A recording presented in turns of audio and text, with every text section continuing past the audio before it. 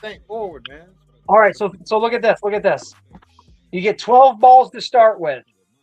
If I can find another one of these at Target, I will buy another one just for the damn balls itself for $11. Or I'll go to Temu and look for these types of things. And this clearly looks like it can hold at least 24, maybe 30 of these things. Bruce has a couple of claw machines. Like I want to say it was from Temu. Claw machines that you can put little balls in and put the names. Well, that wouldn't be random though. It's cool. So I opened all of these earlier. Now, the thing that I don't quite understand is they have. Let me see how well you guys can see it. They have like rare ones that you can get, but then they have an entire set of 12. You only get 12 in here. So I don't know if there's like a way you can buy more balls that are full of these things and you don't know what they are to refill this. So I don't know how you get more than that, but one of them, this is the only one I got that was a rare one of Captain America's head. So I thought that was kind of sweet that we actually got one of the rare ones. But for the most part, I just thought this thing for $12 is badass. I love this. And the balls just come a-flying. Yeah, I was going to say, I got the same thing, but it was the red painted FAO Schwartz one clearance for, it was like $14 or $15. There you go. The only other one I feel like I saw was like a pink one. Did they have a girl version one too, probably? I'm pretty sure. I think I saw that one. Not when I bought this one, but over time, I know I've seen the girl one. But, I mean, even if you're not a Marvel fan, you could probably figure out a way to get the Marvel logo off of this and figure that out and just have yourself this. But me, myself, I am a Marvel fan, so this is really cool. It's pretty damn sweet. And then the only other shit that I got that I'm showing off, I bought these last year. I bought these weird ass Skibidi toilet characters. Oh, yeah. I don't know nothing about that video game or anything like that, other that these are the bad guys apparently. But I bought the whole set of them because I thought they looked sweet. And today when I got out of work, I went to Target again. Look at this motherfucker they had on clearance for $6. Oh, wow. Right? I thought he was cool as shit. So I was like, let's get the purple people eater now. And I don't know what size peg most characters have for a head, but you can customize it. You can have your own little fucking TV. Yeah. I was about to say maybe that's what they're shooting for with these. The heads, I've seen them out in stores, but the head always throws me off. I don't even pay attention to the body. Like seeing a TV for a head is, I don't know. Yeah, the toilet ones I'm not really, caring too much about. But just like the weird looking dude with like a TV for his head is kind of a cool aesthetic villain for, background and shit like that. See, now I was mistaken, and I spent like $15 and bought one of their big blind bags. Because on the picture, it has some cool looking robots. Like on the bag, I'm like, oh, that's kind of cool looking. I opened it up with some stupid guy with a big megaphone head thing and like boombox ears turned sideways. I'm like, what? I don't even know what it is. Yeah, it's weird shit. Like, and then this guy was only $6. It's stupid as hell, but I love it. It just fits every dumb shit thing that I own. It's a meathead with his head coming out of a militarized toilet. I don't know if these are flamethrowers, rocket launchers, or speakers, so he can play his music. But he's got a flusher. Commando Skibidi. Like, this totally reminds me of like a rejected toy from like the movie Small Soldiers. And you'll never ever get this guy to stand because of just the proportions alone. Yep. But hey, and these guys were originally $21. So to get them for like $6, $7 with tax, I can't pass up a clearance item that looks good. Nope. Absolutely not. $21. Like I think they look Hey, pretty I was gonna badass say all together. hi to Brantley Hughes. He showed up in the chat over there. How's it going? But I did share the stream too, Ace, by the way. Oh, absolutely, Kaz. If you want to share the stream as well, please go right ahead. I didn't even think of it. That's what. That's why I backed out before I pressed the phone back button after I did all the work, and then I was like, "Oh no, never mind." If that's what you want me to do upon request, I don't know. If that's what you want me to do, I will. Yeah, man, go right ahead. Joe is the one that turned me on to the idea of it and trying to, get view hours for other people if they want it and stuff and all that jazz. So that's the thing. And I mean, on my little channel, I'm trying to branch out more too, because, Transformers are expensive, and I can't. Nowadays, it's more like you're buying the same thing repainted over and over, and I can't get into that. Yes. But I love seeing all your turtles. Man, and that's the thing that kills me is like, I like one version. I like having different versions of the turtles, but not every company needs to make every version of the fucking turtles. So you can have Playmates doing the original white Ninja Turtles. You can have NECA doing the white Ninja Turtles. You can have Super 7. It's like, man, it saturates the appeal of it. But so even though I collect a lot of different versions of turtles, you don't see me, other than the cartoon ones, having multiple versions of each turtle through different toy lines. It's usually like, oh, I have the original sketch turtles in this design. I don't need them in another design. I have them the way I like them. Yeah. Yeah, see, I only fall into that pit hole on certain characters, like Nemesis Prime. There's a million third and fourth party Nemesis Primes, and every time I see one, I'm like, woo, woo, bye now, woo, bye now. It's the same damn mold, but he's got green flames. Woo, bye now. Right, no, I get that. Simulcasting now. I completely get that.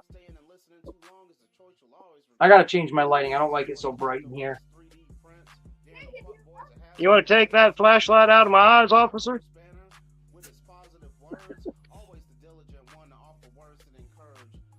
Oh, I just saw you guessed it up. That is so much better now.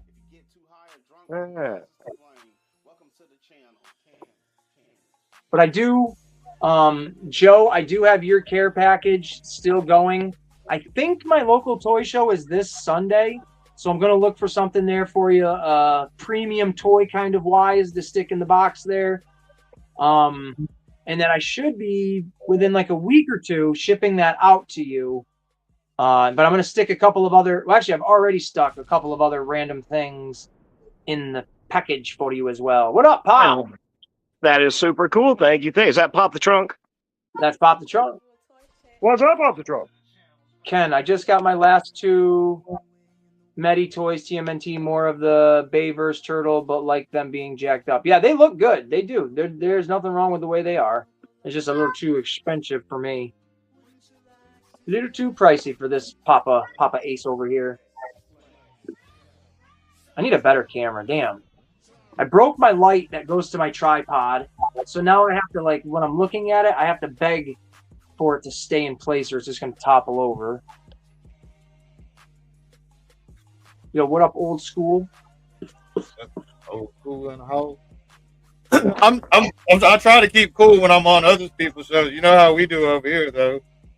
Somebody get in a conversation, we just like, what up, old school? It's just hey man, so I said it earlier. I got another new show on Mondays that I'm going to be doing live, where it's going to be more of like I hate using the word professional because it's not what it is, but it's going to be more of a focus. What's that? This is the Monday politics show. That's what it is. That's what it is. But we're gonna do like more of a like focused conversation on like a topic. So the Ace in the Hole variety show is literally what it is. Basic Fucking drama. let it go, man. Have fun with it. Who gives a shit? I don't know where my drink is. Here it is. But so what's it's going on? never- What do you guys got? It's always never give a shit. That's how you're supposed to be. It's always supposed to be never give a shit. You know what I mean when I say this, Kaz. I think I know what I think. Well, I think no, sometimes Because- the shows, sometimes the shows can get hard to moderate and hard to keep the conversations going in one direction. we So grown. that's why. We grown. We got bills. We got bills. The world is shaping around us. I get it. I get it. Yep. So the variety show is like, let your hair down, don't give no fucks. Where the Mondays will be like, we're gonna just keep it to the conversation, and then like within that hour, we're done with the conversation, and then we're out of here. So something more like that. So Monday, you said you already saw Spider-Man. Pop in Monday because I'm only gonna have like 2 or 3, 4 people tops that have seen the movie that want to talk about it and shit actually on. So if you've seen it, jump on Monday. I'll be doing it at 3. I don't know what you got going on with the kids and shit, but that's it. I'll work it up. Yeah, I'll work it up. There you go. I try to keep shit still in the afternoon for most people. Mondays I don't work, so I figured I could do it like way earlier in the day, but other people are working, so in case I wanted a couple people pop on. Some of these dudes go on hella early and get some good numbers.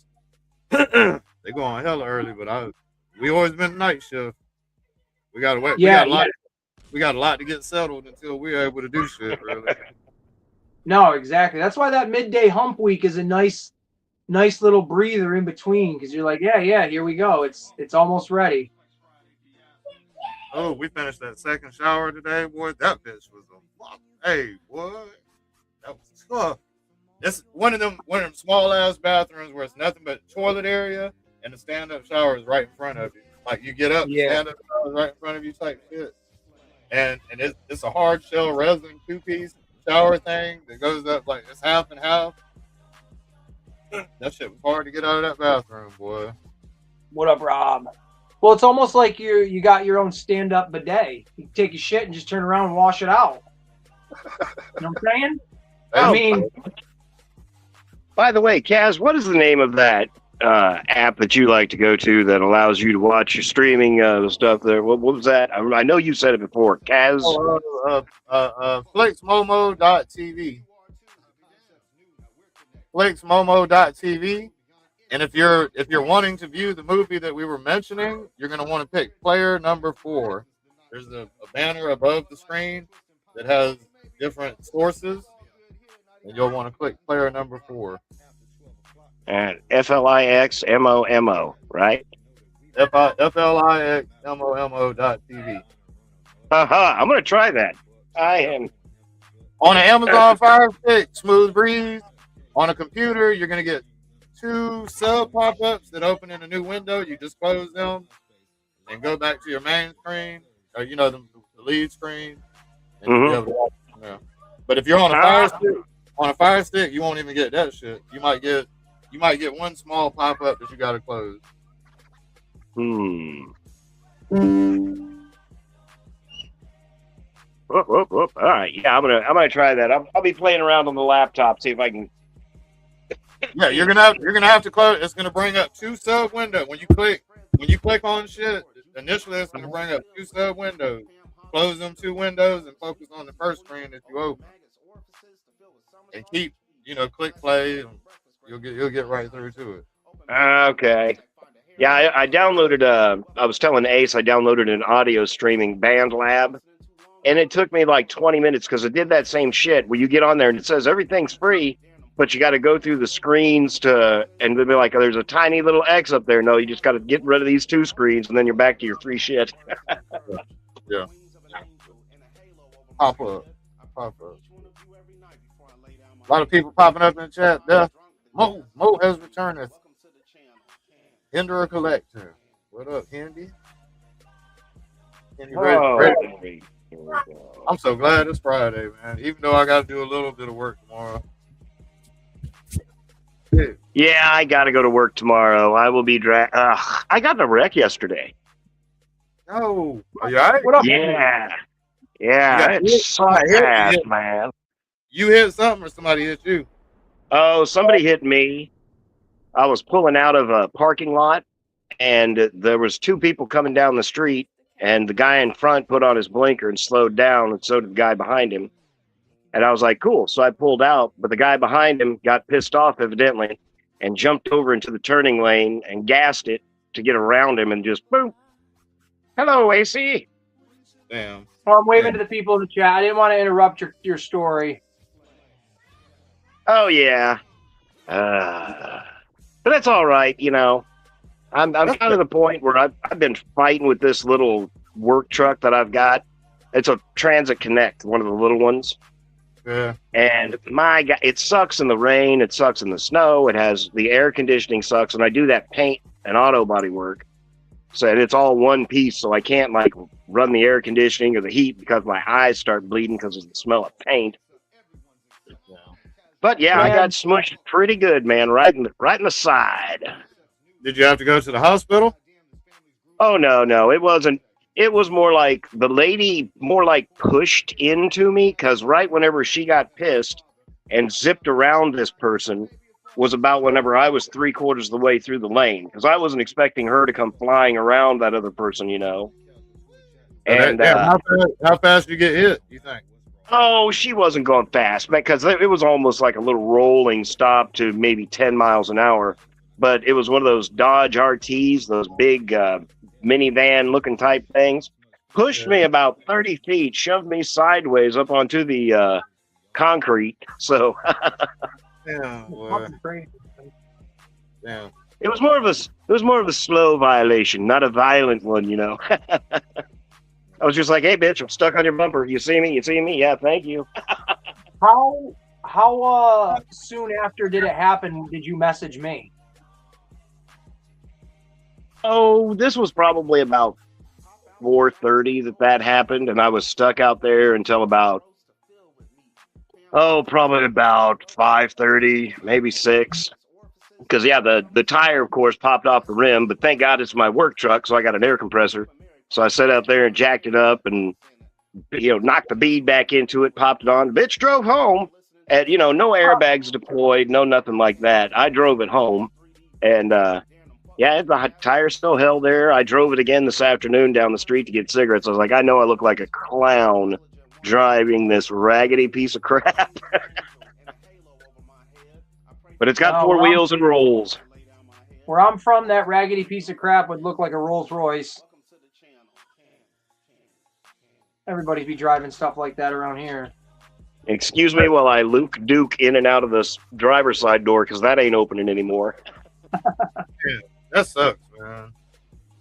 Yeah, it does suck. And I got insurance and all that good crap. And the funny thing is, I talked to the insurance guy today, and we both have the same exact insurance, the same guy.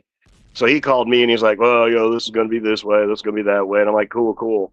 And he goes, well, this is all, you probably don't really have to work. Because, this is the first accident I've been in. I'm 54 years old. I don't really roll hard. So, I don't get caught speeding in the transit too much.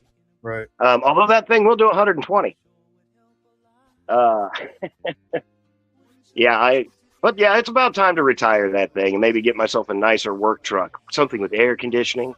Imagine something you could stand up in. Ooh. Why you ain't got here? You just ain't felt like fixing it? I could, but it's seriously, it T-boned it, pushed it in right at where the back door meets the sliding door, probably about 4 or 5 inches. Yeah. So I'd have to pull all, and right at that pillar too. So how old all that. That's a 2012, 180,000. Oh, it's got 190,000 miles on it, really. But it may be something that I'll park and I'll work on because it'll be one of those deals. I'm going to tie this to a tree or tie this to another car and have to pull out that metal. They're probably going to total it out. They'll total it out. It sounds like if you got T-bone. Oh yeah, but the thing is, I've got basic liability. Hey, so now I'm like, you cautious about your health, though, man. That shit shifts around. You know what I mean? It shifts parts around when you get hit. Well, that is true. That is true. You know, that's it was funny. The lady got out, and I'm like, "Why did you change lanes?" She said, I didn't change lanes. I was right where I was. Blah blah blah. And then she went and sat back in her car, and the cops showed up. She saw the cops and just started crying. And I'm like, "Lady." I'd have been. I'd It was gotten out. okay. I would have gotten out and been like, "Lady, you're really fucking my buzz up right now." Just let her. Just But let it's her all say right. something.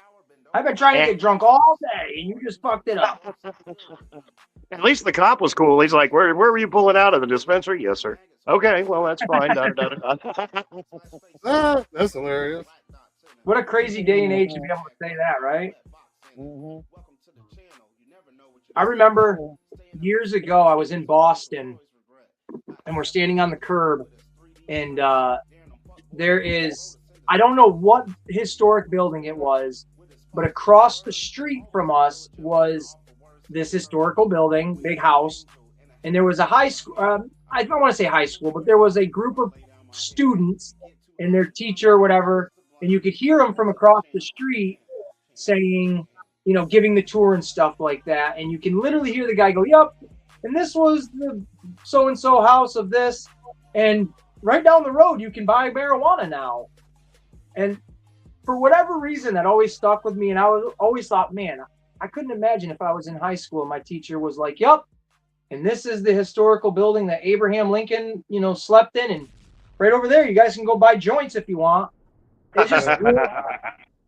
It just blew my mind to think, like, man, like, that's that generation's, you know, growing up is having that be legal and already be a viable thing for them, where you guys and myself, shit, man, if we needed to get a dealer, we had to get a hold of a guy to get a hold of a guy, and then we had to wait 3 days before the dealer got back to us. By that time, we just found some real merch shit and just said, "Fuck it, let's smoke it." Right? George is on that Bible Belt shit though, boy. They won't let that religion shit chill out at all, boy. Damn. They make too much money. They make too much money off of busting people with it. Yeah. Man. What up, Daredevil? Yeah, I tell you, it's nice to be able to go down the main drag and hit one of 3 dispensaries rather than go to. And everybody has this street. This cross section is a bad street and 18th and Olive. If you got an 18th and Olive in your town, it ain't no good. That's spoken from a man with true experience right there. Or I live in recycle Kansas roaches. City all my life. That's right. Yes, dude. Recycle roaches for sure. You know, Oh, hey, man, this I got a might- call real quick. I'll be right back. Yeah, you're good, Joe. This might sound real grody, but the days where you used to, and I don't know if anybody's going to hear me out on this, but don't judge me. But when you used to scrape your bowl for resin and shit like that, man, those days, I do not miss that. I didn't do it out of need. I did it out of cleaning it. There were times where me and my roommate, we definitely did it out of the need of doing it. We're like, dude, we don't even got like nobody, nothing. It's like, well, there's probably something in that fucking bowl if you want to sit there and scratch it out, dude. There's my dude with a paper clip just heating up the paper clip. Teenage shit. Teenage shit. I got you. Yes. That's what I mean. Man, I can't remember the last time I smoked resin purposefully. Like your buddy be like, hey man, I found some weed. Hey, dude, get telephone paper. Get telephone paper or some shit. Oh, bro, it was so bad. I remember him taking his pipe, and he's like, "You ever boil it?" I'm like, "Boil it?" He's like, "Yeah, to get the resin out." And I remember saying to him, "That ain't gonna work. Like you're gonna get wet resin." And he's like, "Well, no, man." And then when it's caked to the inside of the pot, then you just scrape it off. I'm like, dude, you're ghetto as fuck. What are we talking about? Like, we lived, man, I had my own dirty ass little ghetto ass trailer that I lived in, and he was my roommate. And even I was like, dude, we're getting into crackhead status. I don't want to boil pieces. So he's like, no, let me show you. He does it, dude. It ruins the pot, but it cleaned the shit out of that pipe. I tell you what, that pipe was brand new. And it stunk, dude. It stunk up the entire trailer of dirty, gross resin water. Like, Nah, kids, heed my warning. Never do that. He ruined it. He did. He ruined it for sure. But hey, it is what it is, man. Weed was a crazy thing when you're, a kid and younger. Yeah, you gotta learn. You gotta learn how to use for real. For real, man. It's a good thing. You don't want no parts in this. You don't want no parts of this, Hinderer. It doesn't matter if it's non-habit forming. You don't want no parts of this. Right. I don't know if it's good for you or not. I'm still alive, whatever that means. Preach. What up, T-Fan? And you know what, Hinderer? It's not a bad thing or a good thing to smoke reefers. I mean, it definitely, I don't give a shit what anybody says. It is addictive. Yeah. It definitely has addictive traits to it, 100%. But it's not controlling your life. So it's not addictive like that. It's just, you get used to doing it. And I think that's what the addictive part of it is. Like, I don't smoke cigarettes or nothing like that. So I know that nicotine is an addictive drug that's in it, but I can imagine it's the habit. It's just the constant habit of doing it. Repetition. Yeah, the repetition. Exactly. Like, I just smoked another bong.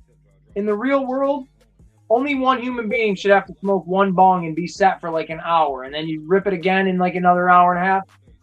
I'm so used to just smoking a bong that it's like picking up a bag of chips and just eating them. I'm not really realizing I'm doing it. I'm just doing it. And ain't nothing wrong with it. If it hurts your pocket, then you got a problem with it. But if you can maintain being a toy collector, paying your bills, feeding your kids, and fuck it, man, smoke some pot. It makes me relax. Hey, preach. Yo, what's up, King RZA? Holy shit, that's a name I haven't seen in a while. King Razor. It's King Razor, bitch. Is that RZA? Oh, man, that's that's his shit at the beginning of songs. It's King Razor, bitch. Here we go.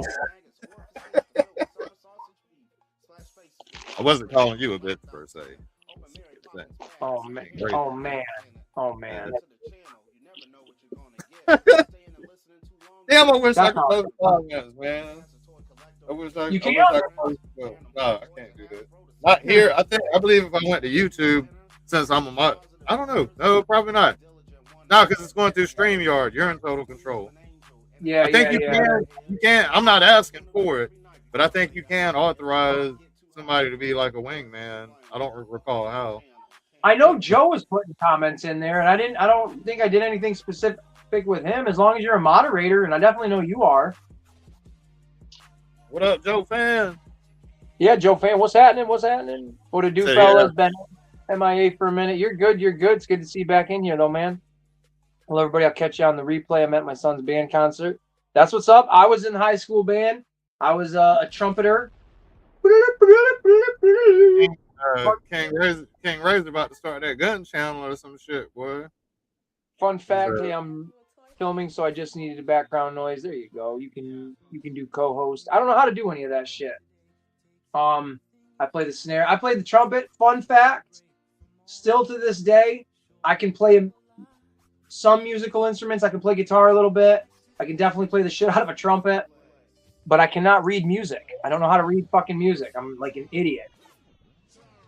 But I pushed through and learned from tones and beats and rhythms and shit like that, and picked up how to do it. So not a bad thing. I kind of tinkered with piano. Not man. It ain't even worth mentioning. My grandma had a piano in the house, so I would fuck with it from time to time. I'll leave it at that. I'll say that. Nope, same. My grandma had a keyboard. She had one of those Casio big ass keyboards that had like 100 preset songs in it, and it had like 50 different freaking templates that you could make. You could do your own rhythms with a snare, the drum, all of this shit. Yeah. I played with that, but I never did anything worth being like, yay, I did this. Like nothing crazy. One day I will. Wait, what the fuck did you say, Hinderer? One day he'll be a hostage in my shit. He said he'll be a hostage in my shit, and it'll be so amazing. Damn, dude. Damn. Prophet. What's happening, Prophet? Shout out to Prophet.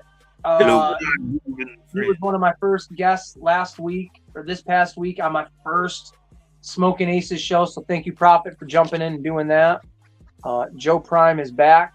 He just got off the phone with, well, I don't want to say it, but I'm pretty sure he's in cahoots with communists. I'm just saying. I don't know for facts, though. He was talking. It's true. I need a new word whistle.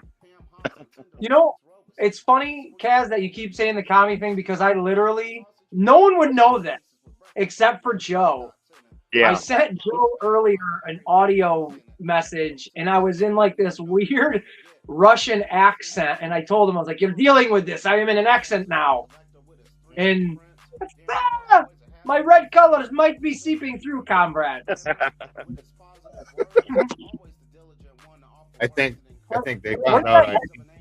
Where did I put my sickle and hammer? I have to do some woodwork. I think they Ace's Army of the people, for the people. You say that, but I'm only going to make a picture of that shit now, just out of the funniness of that. I think they are on to me. Oh shit! I mean, I may have been compromised. I'm Ace from America. I like cheeseburgers and French fries. I have been compromised. There is a whistleblower. Yeah. Hey, I tell you what, guys, that stuff is real. I had a girlfriend of mine. We used to goof around all the time, and we would send each other text messages. And in the taglines, we would make up different stuff like KGB Mafia or the Irish hit gang. I swear to God, we had Homeland Security knock on our door. Oh my God! Like, oh, we just wanted to make sure we're just doing this, doing that. And I'm like, oh my God. Hey, Bruce, I'm glad Bruce don't do Cash App anymore, and I'm glad. Like, because whenever he would send me money for some shit that he bought for me, he'll put like for your manhood or for them cheeks cracker. What the fuck? You gotta stop putting this shit, Mom. You gotta stop putting this for the reason. You're like, people read that. This might one day be evidence in court. With Seafrost, we always Bruce would always say some he would always say some shit. He'd be like, he'd send him some shit like stand up, pull your pants down. We was paying to skip the line. And goddamn Bruce always sends some silly shit with it. That's funny as hell. Joe, there's a message or a comment on the screen for you specifically. I gotta get to the chat here. I'm scared to press buttons. Old School says, Joe, Harbor Freight sells a hydraulic ram with extensions. You might be able to push that pillar back out enough to open your door. I've been thinking about that. Yeah, that's the only way I'm gonna be able to do it. The cool thing is, the bed of it I've got all stripped out. So those hydraulic rams are smaller, so I could like chunk in a 4x4 back there, lag bolt something in, and actually push that pillar out right there. It can be done. I've had people bring me their favorite thing is Honda Odysseys that has the ass end smashed in. I tell them about 30 times I can't do it, and then I'm like, fine, I'll take $2,000. I'm going to take a chain and attach it to that tree over there. There you go. Pull it. Now, my car experience is pretty limited. Would you be able to use a toilet plunger and pull the dent out, or is that beyond that kind of ability? If you had like a 2 gajillion Gorilla Grip plunger, maybe. I mean, you would really have to have some finger strength in that plunger.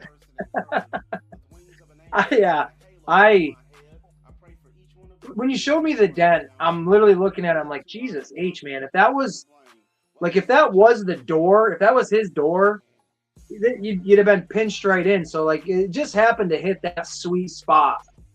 I've seen people dump hot water onto it, and then you have to like pierce it and hook it. Oh no, I mean it's like that pillar is pushed into the driver's seat. The driver's seat's pushed over like a 1/16 or a quarter of an inch. Yeah, if I could dip the whole car in freezing ice or the dry ice, I'm not too worried about it. I tell you what, man, it's just time to get a new car. I knew that after I got the. I'm trying to jack it up, and the rust busts. It just busts right through the rust on the subframe, and I'm like, okay, I get it.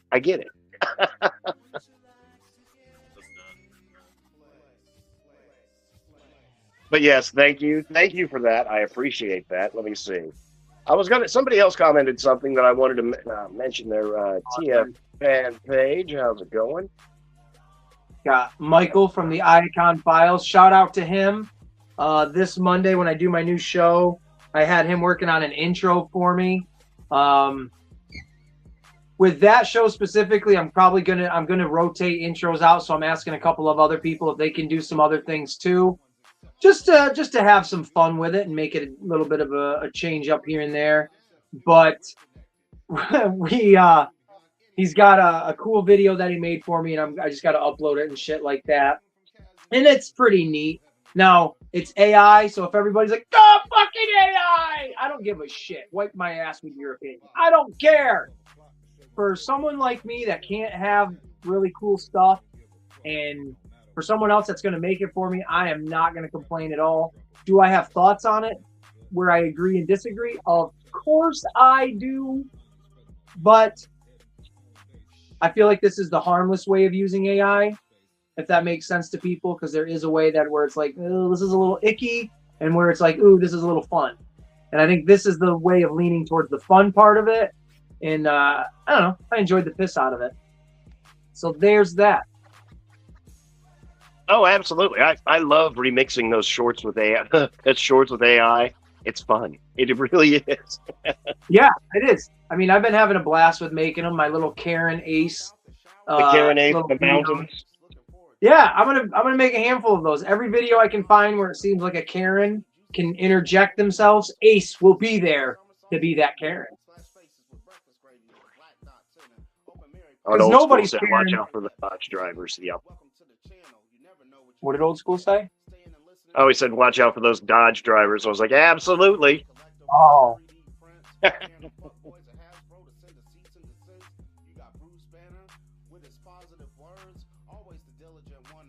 So, Joe, do you have any plans? I know I asked you this on Monday, and you're going to see it eventually, but any plans on seeing Spider-Man at all soon-ish? I might Sunday. I got to work tomorrow, but I might Sunday. And if I download the aforementioned app, I probably will this evening.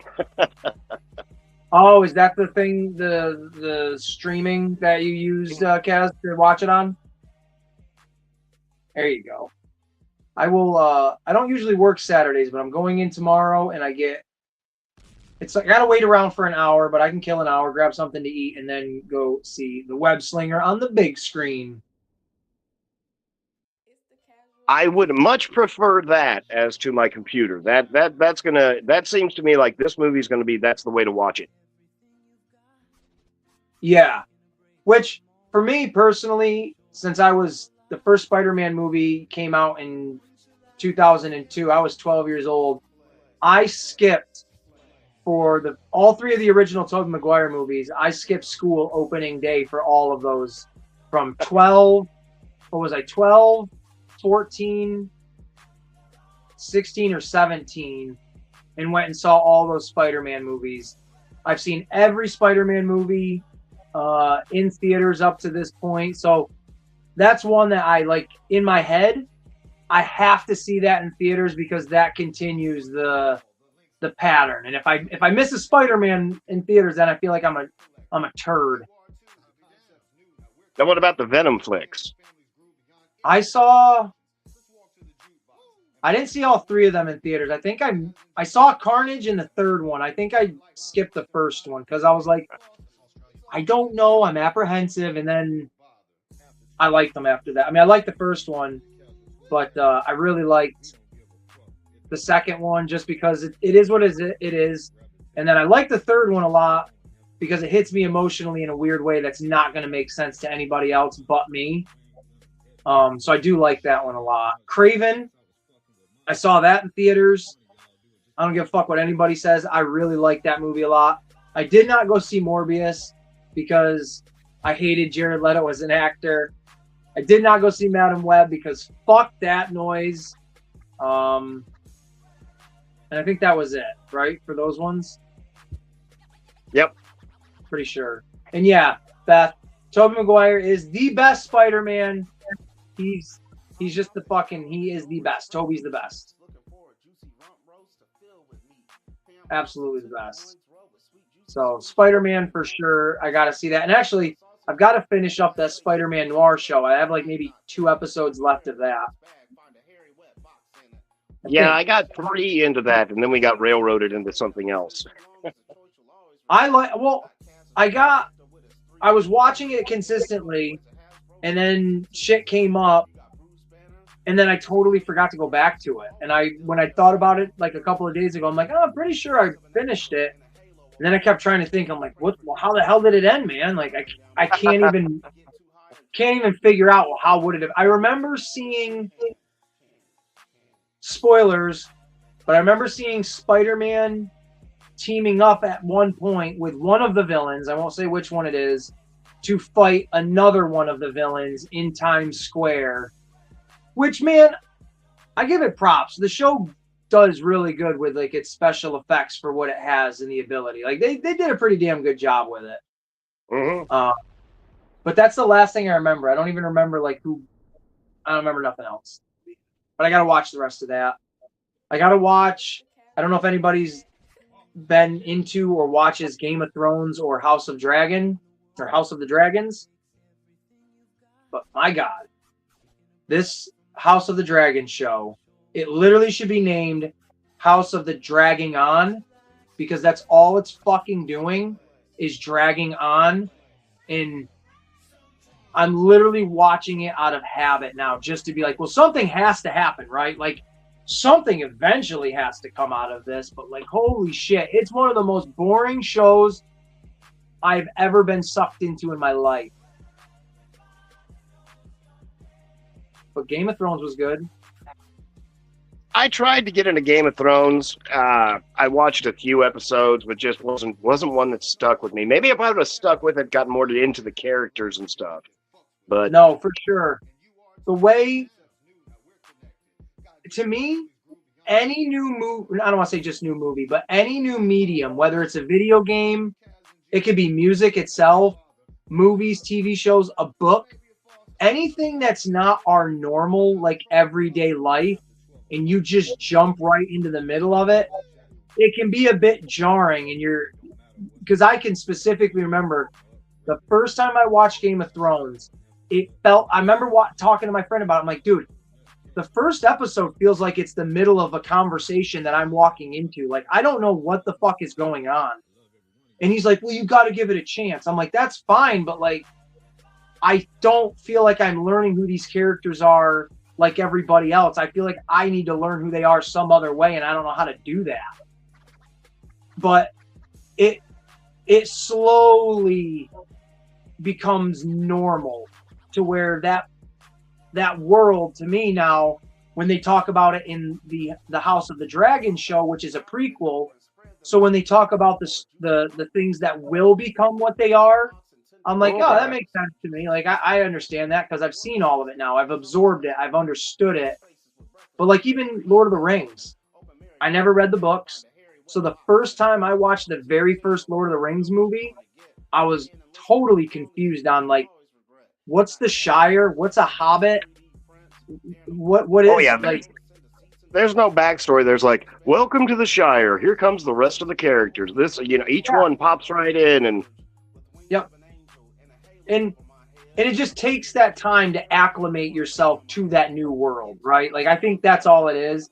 But it's definitely, I don't think it's a show that's for everybody. That's definitely not my thing either, because it's a lot of weird, incestual brutality of just like, oh my God, this is gnarly. So I don't suggest it. But like the couple of episodes I caught into a bit of, I was like, oh, these two guys hate each other. Okay, why are they kissing? There's a guy that literally gets captured and they mutilate his manhood, and then the entire time, the rest of his torture is literally to have women come in and be sexual towards him, knowing he can't do anything now. Oh my God. Oh wow. Right. Isn't it? So it's sick, it's twisted, but if you like Lord of the Rings, but you want something a little bit more edgy, then yes, this is your bag. This is 100. It's fantasy. It's not as fantastical as Lord of the Rings. Like, it doesn't have all the monsters and whimsicalness and fun, but it's definitely as close as you're going to get for a grown-up. I don't want to discredit that. I shouldn't have said for a grown-up, but for like a rated R version of it. Oh, okay. That's the best way I can say it, because imagine Lord of the Rings with Helm's Deep, the Battle for Helm's Deep. Imagine that, but like way more violent. That's what you're going to get with Game of Thrones. You're going to get super brutality. Like, literally, people, when they get slashed with a sword, their face is going to get like cut in half and their head's going to split open. So, wow. It takes a while to get there, but when it does, it's cool. And the stories are fucking good. The characters are really fun. But I don't want to just say to somebody, jump into it, because it's pretty gnarly. It's nasty. Like, even my daughter, when I want to watch Game of Thrones, I literally will tell her, like, Dad's going up in his office. I'm going to be doing my toy stuff. I'm going to have this on, but my door's going to be shut. You just have to knock. Because I don't even want her to see any glimpses of the show. Not even like the dragons. Yeah. Because I don't want her to be interested in the show and then like find her way to see it, because it's got a lot of incestual stuff, sex. You see the man genitals, you see the females. There's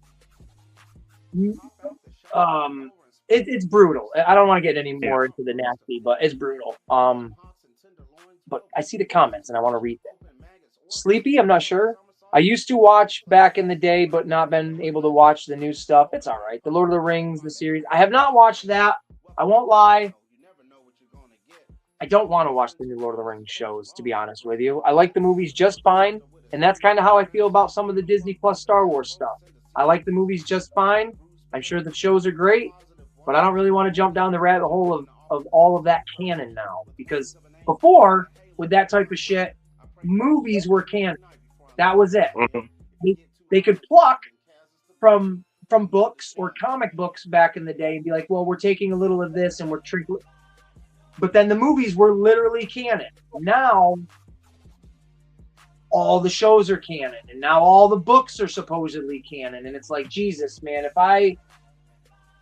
God bless all of you fans that truly love that stuff. And I'm that way with my Turtles. So, but I got to stick to my lane. And that's it. There are some Star Wars things I have seen.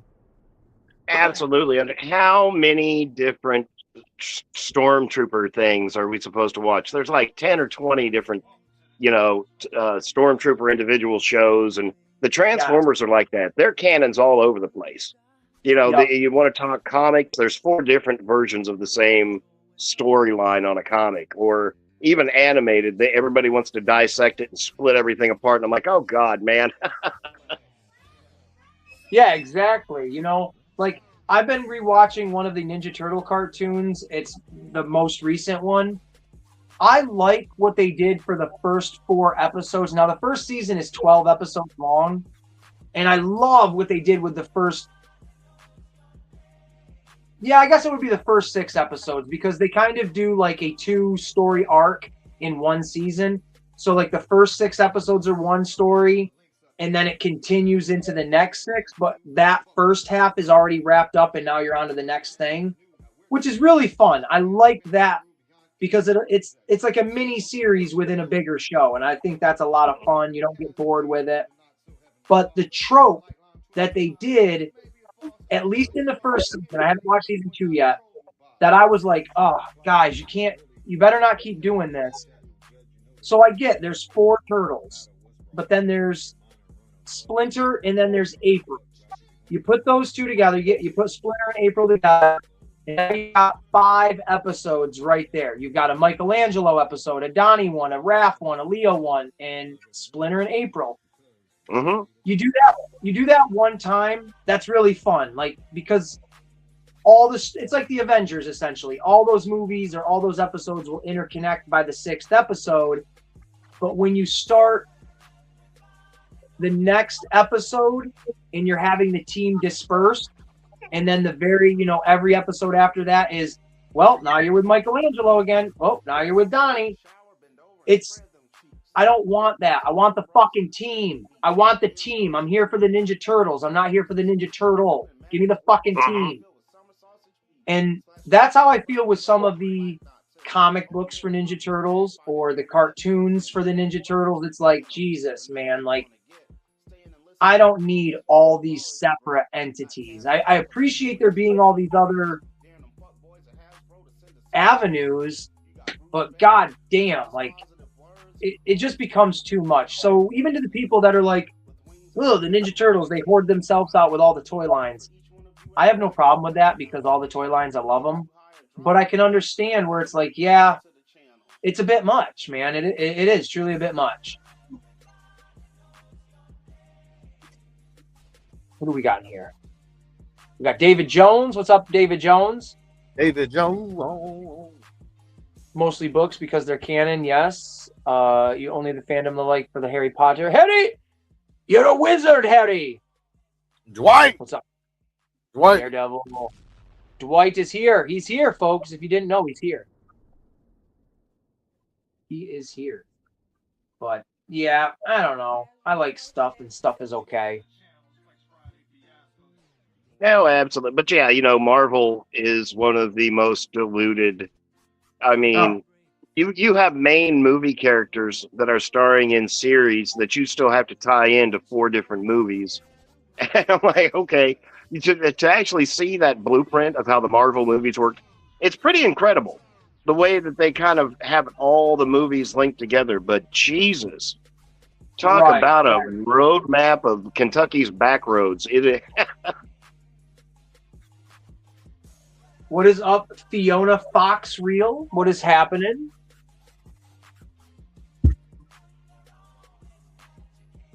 Fiona. God, 7 chitty. Yeah, no, the Marvel. Because I was thinking of that. There's been a handful of Marvel shows, excuse me, that they've announced that they've actually followed through with, and then there's a handful of them that they've announced that they've never done shit with.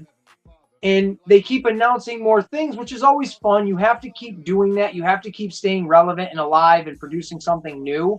But you got to follow through with on the shit that you've already, kind of come out and said with. I mean, for Marvel with their TV shows, I've never watched She-Hulk and I have no desire to. I don't care if Daredevil is in it and he's wearing his yellow and red suit or yellow and black suit, whatever color they went with. I don't give a shit. I don't give a shit if the Hulk is in it. I don't want to watch that show. WandaVision was awesome.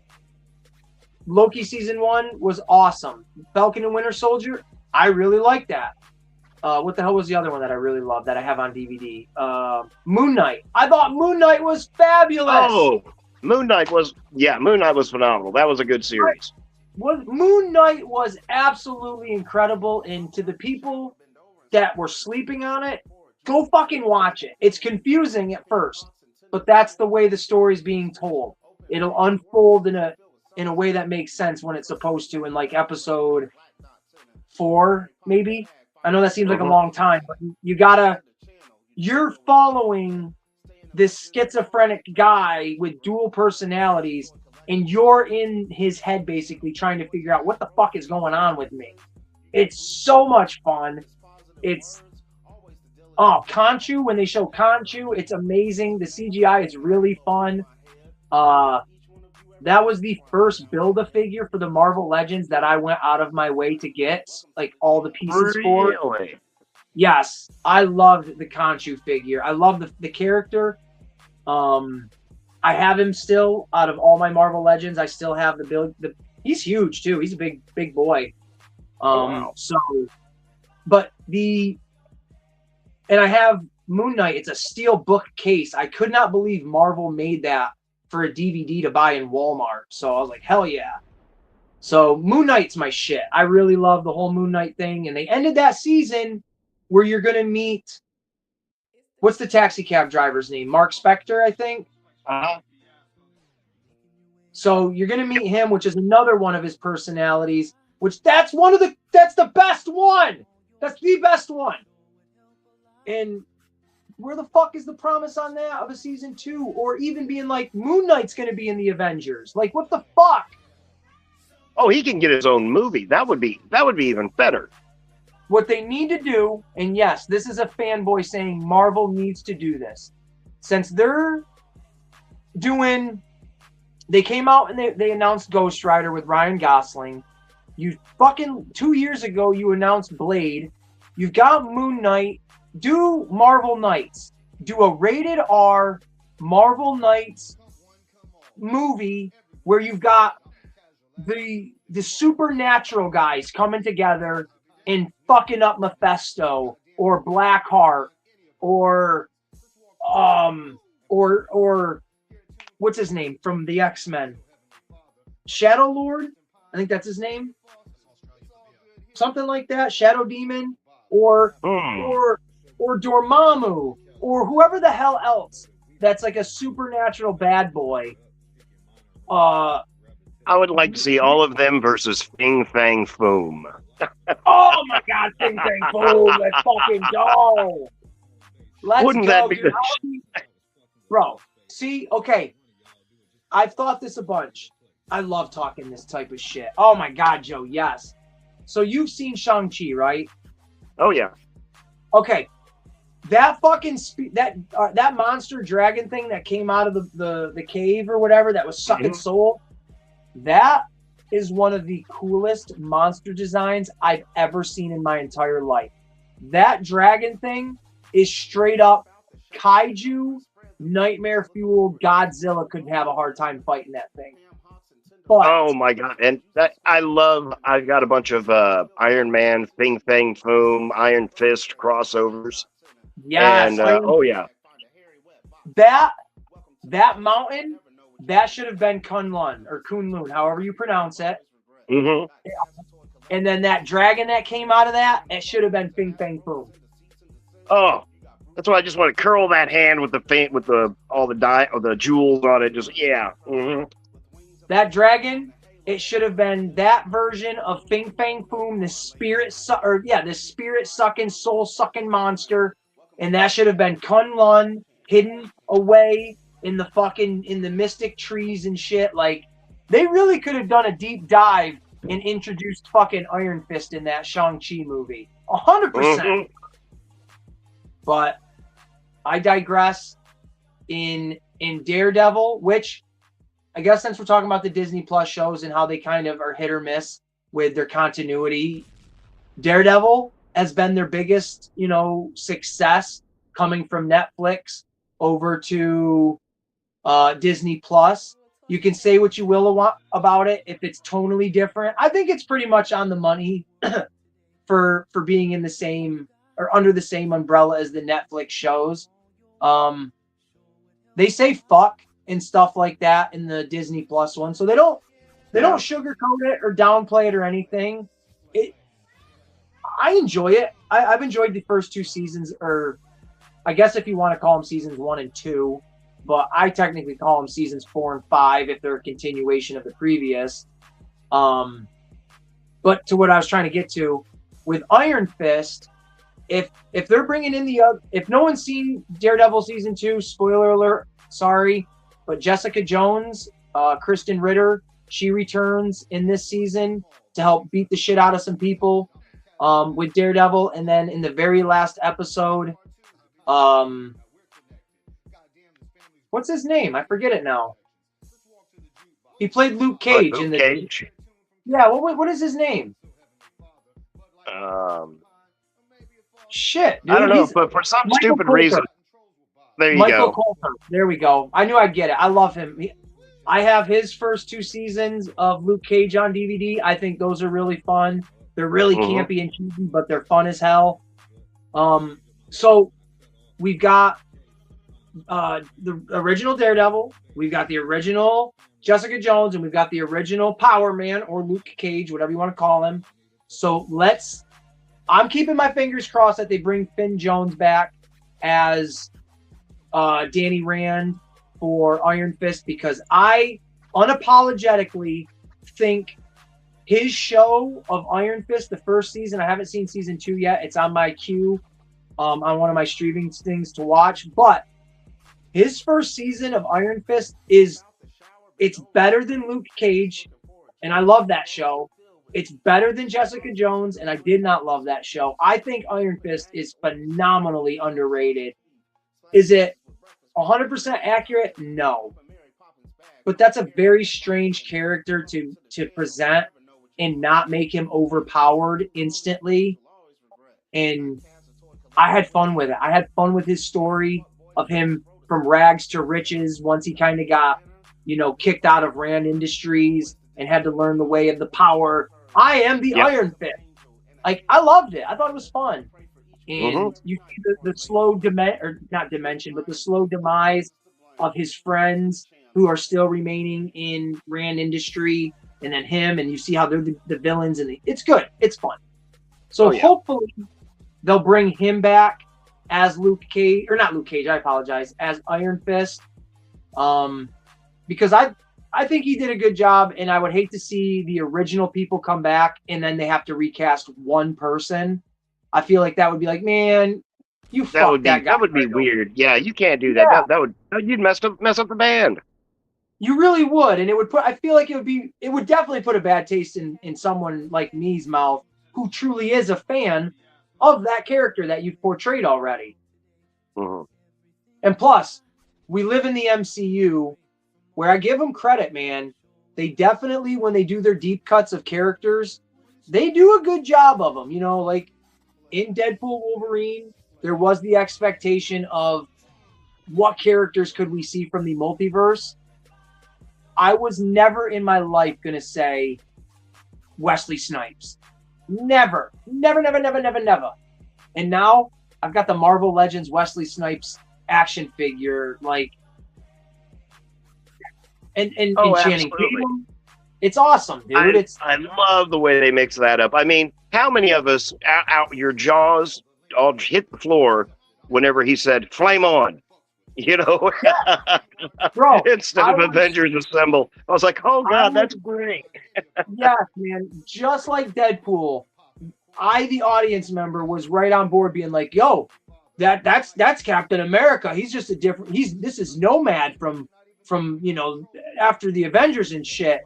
And little did any of us know, as soon as he says, yup, flame on, it's like, what? Oh my God, that's fucking Johnny Storm from the Tim Story Fantastic Four. That's insane. Like, beautiful stuff. But then they do shit, and this really does bother me. They bring back Tyler Mane, the original Sabretooth, and they have like this one-on-one moment with Hugh Jackman and Sabretooth, just like in the original movie. And then you think there's going to be this epic fight, and then he fucking gets his head cut off, and it's like, what? How do you just punk out? Like, this could have been, okay, this is a rhetorical question, but it's like, how you just gave us that fight with Deadpool and Wolverine, and they're just beating the shit out of each other? You could have given us an even crazier fight with a definitive ending where Wolverine and Sabretooth are just beating the shit out of each other. You could have Deadpool standing in the back and being like, I'm not getting in the middle of these two. Fuck that. This is a family feud thing. And then by the end of the fight, Wolverine cuts his head off, and then that's, then you're like, oh shit, that's a real fight right there. Oh yeah. But I hated it because Sabretooth he's so cool. But it is what it is. Can't win them all, but it was definitely a lost moment. And and then they look at each other, they scrap for 2 seconds, and then you see a pan to his head hitting the ground. Yeah, exactly. It's like, damn, dude. Like, he didn't, like, I just, and see, that's the thing. Why bring back the at that point? Why not just recast somebody different? because as much as it is, it's fan service. Okay, well, if you want to go with fan service, then when we were inside, what the hell was her name? Nova? Was that her Cassandra? name? Cassandra. Yeah. That's right. When we were inside of, Ant-Man's fucking dead body, essentially, and you see all of her minions, if we're doing fan service, inside that pit, we see Lady Deathstrike from X-Men, and she looks exactly like the version she did in X-Men 2. So why not bring back the original actress if we're doing fan service? Why not bring back Vinnie Jones to be the Juggernaut, just like in X-Men 3?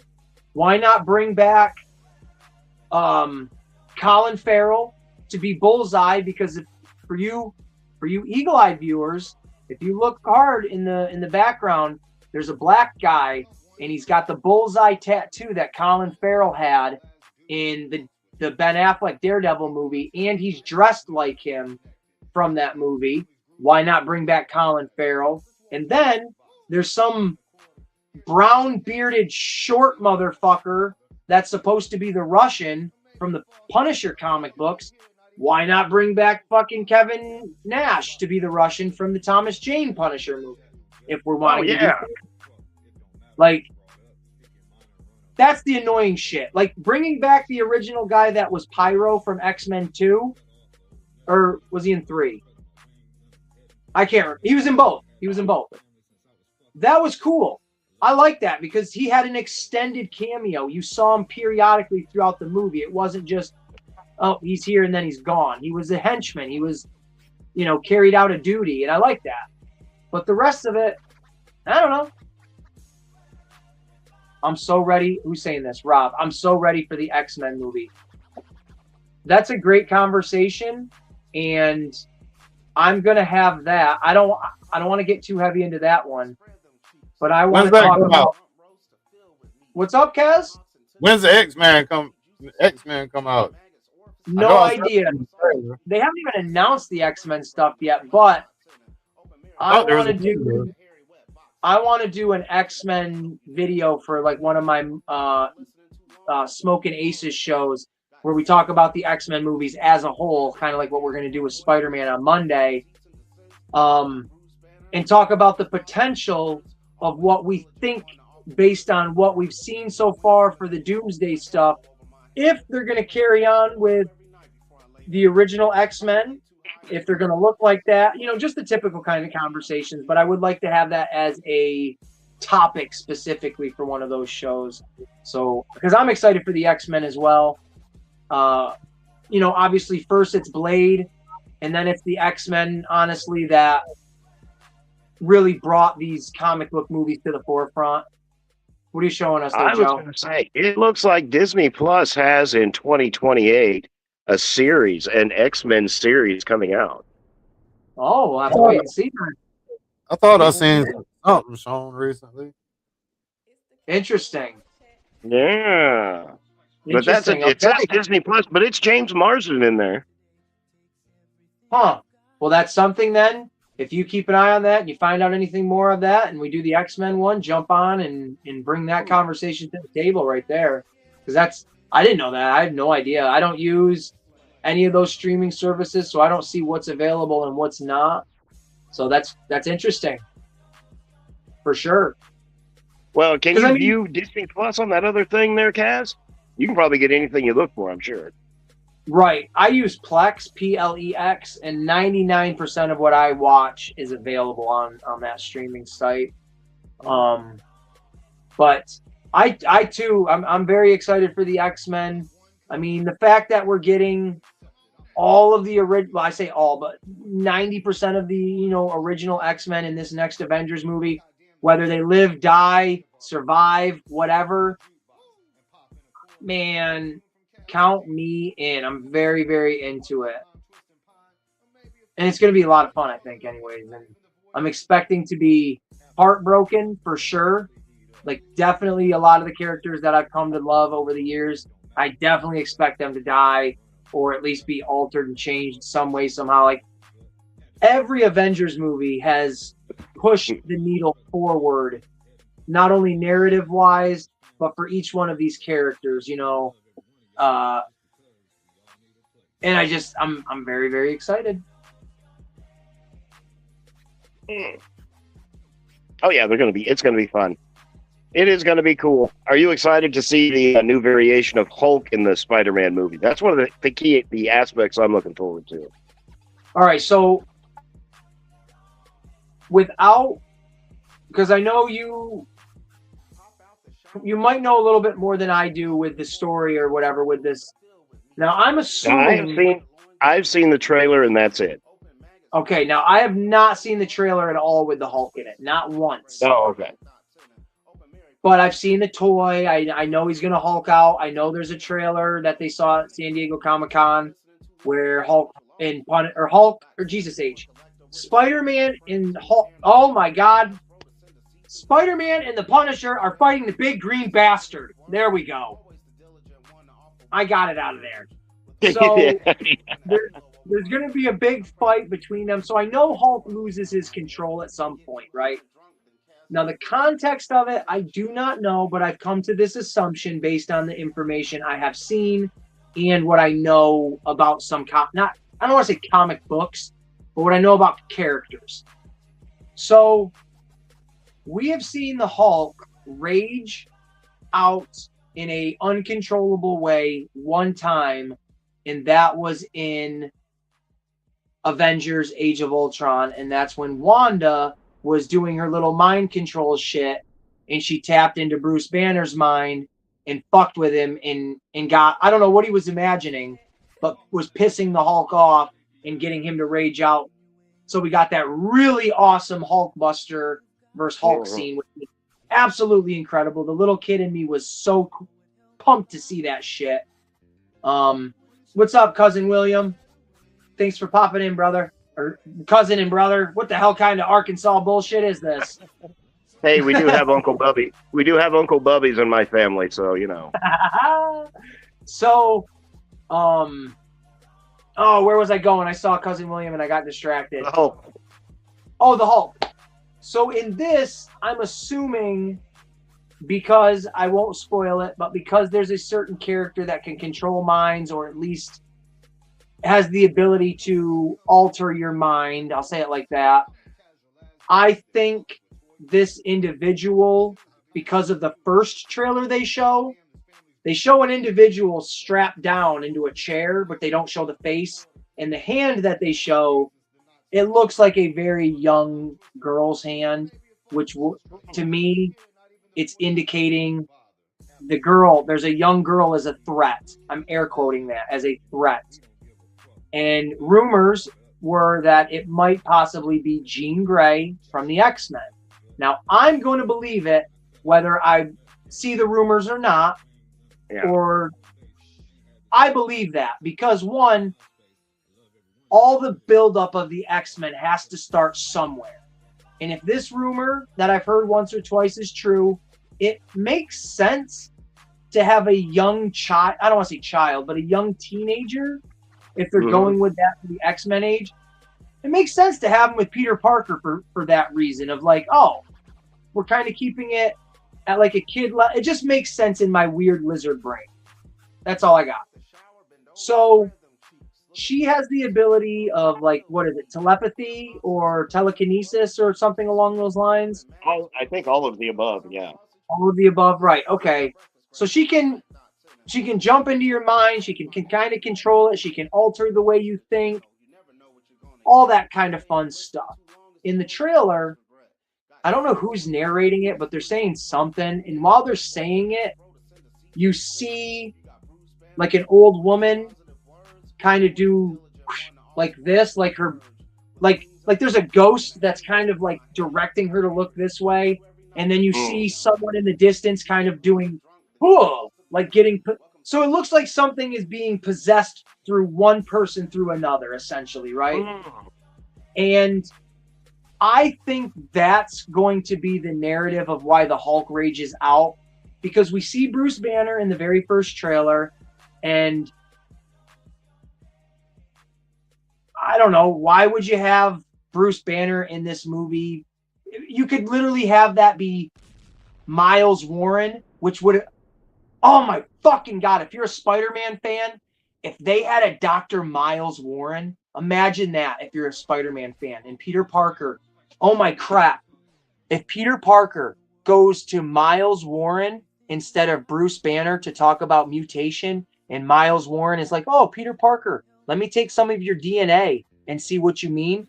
Right there, you got the start of the Clone Wars. And if you know the Clone Wars, ooh, daddy, that would be sick. So, Yep. in this movie, I know I'm going off on a tangent, but if you hear the name Miles Warren in any capacity of a scientist that's working with Bruce Banner, and think of it like that, think of maybe we're going to see the Clone Wars coming up in some future rendition of Spider-Man. And at that point, that makes a lot of sense because the Jackal, that's the Punisher. That's when we see the first appearance of the Punisher is when the Jackal and Spider-Man, oh my fuck, and then the Punisher's in this new Spider-Man movie. We might be onto something, folks.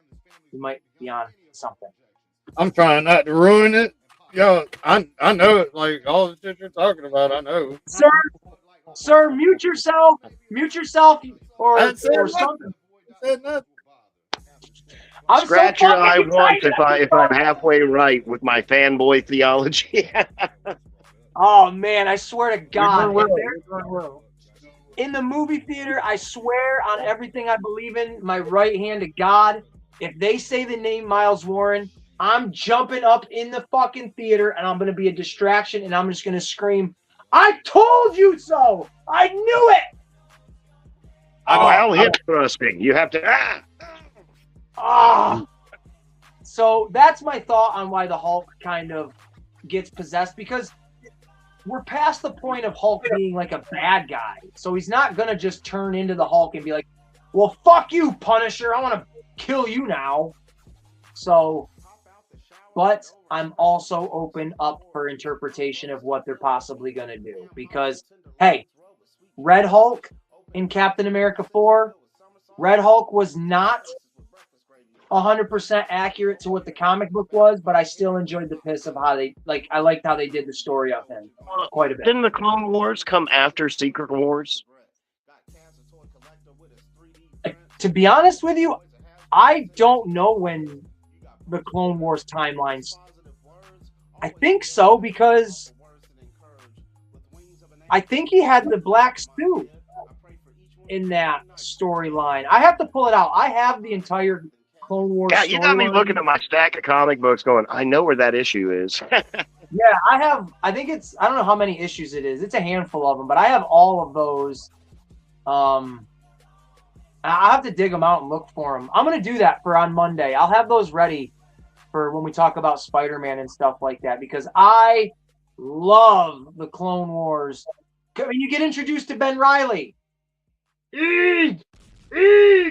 One of the best versions of Spider-Man you're ever going to see. Fuck you, Miles Morales. Fuck you, Spider-Gwen, and all you multiverse spider people. Ben Reilly is legit. I love Ben Reilly. So, and man, what a perfect, literally just having Miles Warren's name in that movie, or him as a character, you can open up that Spider-Verse without being like, well, we need to have Peter Parker for everything. So, oh man, yeah, there you go, Hinder. Scarlet Spider, man. When they first made the Scarlet Spider as a Lego, he was in like $150 set, and I wouldn't even lie to you. I bought that set because I wanted it, but the Scarlet Spider was the bee's knees of that Lego set. He was the best part of it, 100%. So, you're seeing Spider. Who said that? Hinderer, you said that? Hinderer, yeah. All right, Hinderer. I don't know what time you're seeing it Monday, brother, but I'm going live on Monday, and I'm going to be talking about it. So if we're posted up, jump on in, dude, and talk about it. Because Joe might watch it over the weekend. Kaz has already seen it, and I'm going to go see it tomorrow at 2 o'clock. At 1:30. Oh, perfect.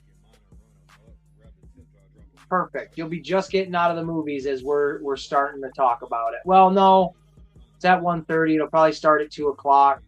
You'll be out there about an hour after we've been talking. So that'll be fine though. That'll be fine. But I don't know. What do you got? What do you got going on, Joe? Anything interesting you want to talk about? Nothing really. Got the show coming up to Sunday night. Woohoo! I don't know exactly what we're going to be doing for that, but I am waiting on a couple things. Like you said, I think, Kaz, that I was billed out for that insignia as well. So we should be seeing that here at some point in time. And I got a notification on that Jetfire, that Armada Jetfire, that might ship early. So, My the Autobot symbol Prime comes tomorrow for me. Is that for a car? Huh? What is the symbol? I feel like I This an Autobot symbol. This Optimus Prime. This an Autobot symbol. Can you put it on your car? Is it a decal? Is that what it is? No, it's the actual Transformer. Oh. It's called. The series is called Icon. It's called the Transformer Icon Optimus Prime. I was thinking Icon, like thinking like a label or some stupid shit like that. It's not a. It's the actual transforming. It's the Autobot logo that turns into an Optimus Prime. Oh shit, that's cool. and there's a Megatron Decepticon coming out. Of course. You know what? Since we're talking about Transformers, Joe, I'm gonna tease you a little bit right here. Can't have one without the other. Now, Joe Prime and myself, we've been in the middle of a trade. He sent me some stuff, and I got to send him some stuff, but I'm waiting to get him with something really nice. But in the meantime, I got this shirt for him.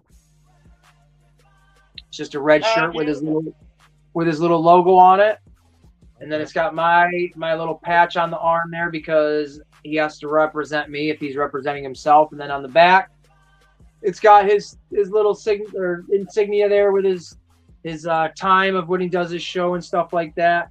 And I got it put in that Optimus Prime red for you. Shake and bake, baby. Shake and bake. That's right, brother. And then throwing this in there for you because if you already got it, oh well. I'm gonna be just like your dad, Joe. I don't give a shit if you got it or not. You're gonna take it with you when you leave my house. So this is coming to you. You're gonna add it to your collection. There is a mini mystery Super 7 little Transformer figure for you. You don't know who it is, but you'll enjoy who it is. I'm very curious. Now, you got 4 of them, right? Yeah, I ended up buying 5 of them because that's all they had. But there are 6 different ones altogether. But the main ones are these 4, which I got all 4 of these, plus an extra of one of them. And then the 2 rare ones are Optimus and Megatron, and they're in like this weird translucent kind of red. Ooh. So, but I got all of these for like $4.20. These fucking things, I would never pay almost $20 for one of these. You're higher than a giraffe's ass if you buy something like that for $20. Thank God I saw a video. Otherwise, I would have picked one of those up. I saw somebody. I was like, "What the hell? No." Yeah, they're fine for $4. But when you've got a blocky for $5 and it's fully articulated, you can build it. It's fun. Why would you buy a fucking $20 figure that only goes up and down like this and it's really boring? I mean, and it's made of eraser material. Yeah, for real, man. They're for Super 7, man. They're wonky. Now, I have a couple of the Super 7 blind box Sesame Street characters, and those are fucking sweet. Those are well worth. Well, I don't want to say they're worth $17, but they're better. I'm gonna say it like that. They're better. Now these were the Super 7 ones, weren't they? Yes. Where the trash can lid can go up and down. Yep. Yes, they're great. They're really cool, and they fit in with some other aesthetically pleasing stuff. So there's that. Now this, I will not show you the full box, but I will show you just this. Just this. Just this. Pop? Just this. Man, just I got to this, put just my. Well, I don't even have my. There. Now I got my glasses on. Here you go. Can you see it? No, but I definitely will be able to pause this after the stream is over. Ha ha ha ha! Good luck. Hey, I gotta say, for me ordering this on Temu, the box, or not Temu, I ordered this one on AliExpress, is chef's kiss. It wasn't all beat up, dinged up, or danged up. So when you get this box, Joe, I kind of hope you keep it for a minute before you throw it out because it's very, very nice. I have a bad habit of doing that. I have quite a few boxes stashed that I think are like underneath this big white desk over here is all boxes. I've got boxes in the rafter over there, boxes under the desk over. I'll add it to them. Don't worry. Now, And two, remember everything that I got you was discount and clearance. So you know I appreciate everything you're doing, but you just trust me. I don't. I mean, I know you're not gonna. I appreciate you. Thank you. I'm the $10 broski. I'm not breaking the bank. The figure I got you, I took it out. I checked it out to make sure it wasn't broken on the inside too before I sent it to you. Mm-hmm. It's awesome. I think it's really cool. Now, I know you will appreciate it. I don't know exactly how 100% it fits in with all. I know it fits in. I shouldn't even have said it like that, but you'll know once you see what I'm saying. And Yeah.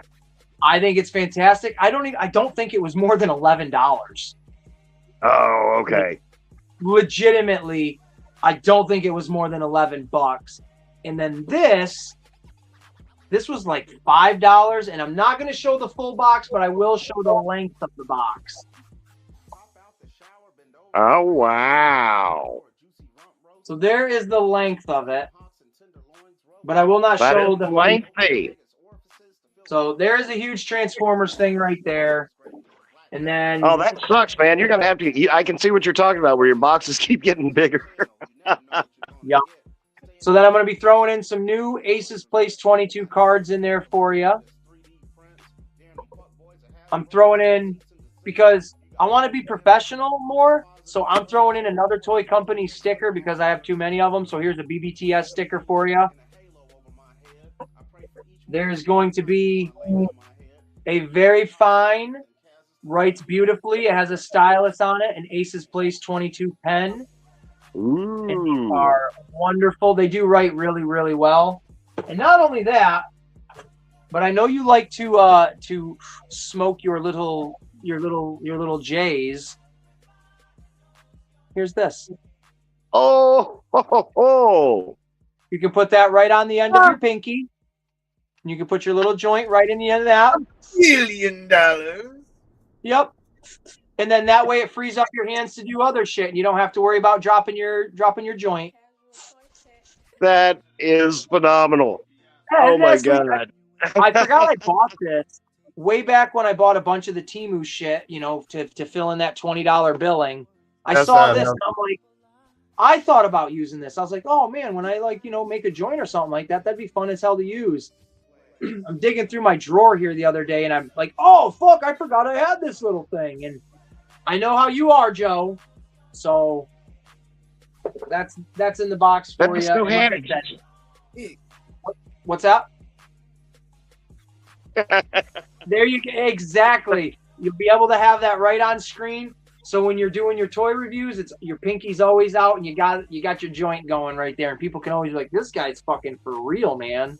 Excuse me while I whip this out.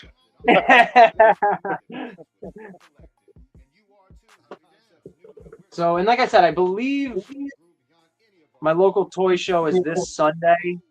And I want to find something because you won the last giveaway that I had. So I want to get like a premium figure for that giveaway specifically and not so much between our trade. You just happen to win the giveaway on top of it.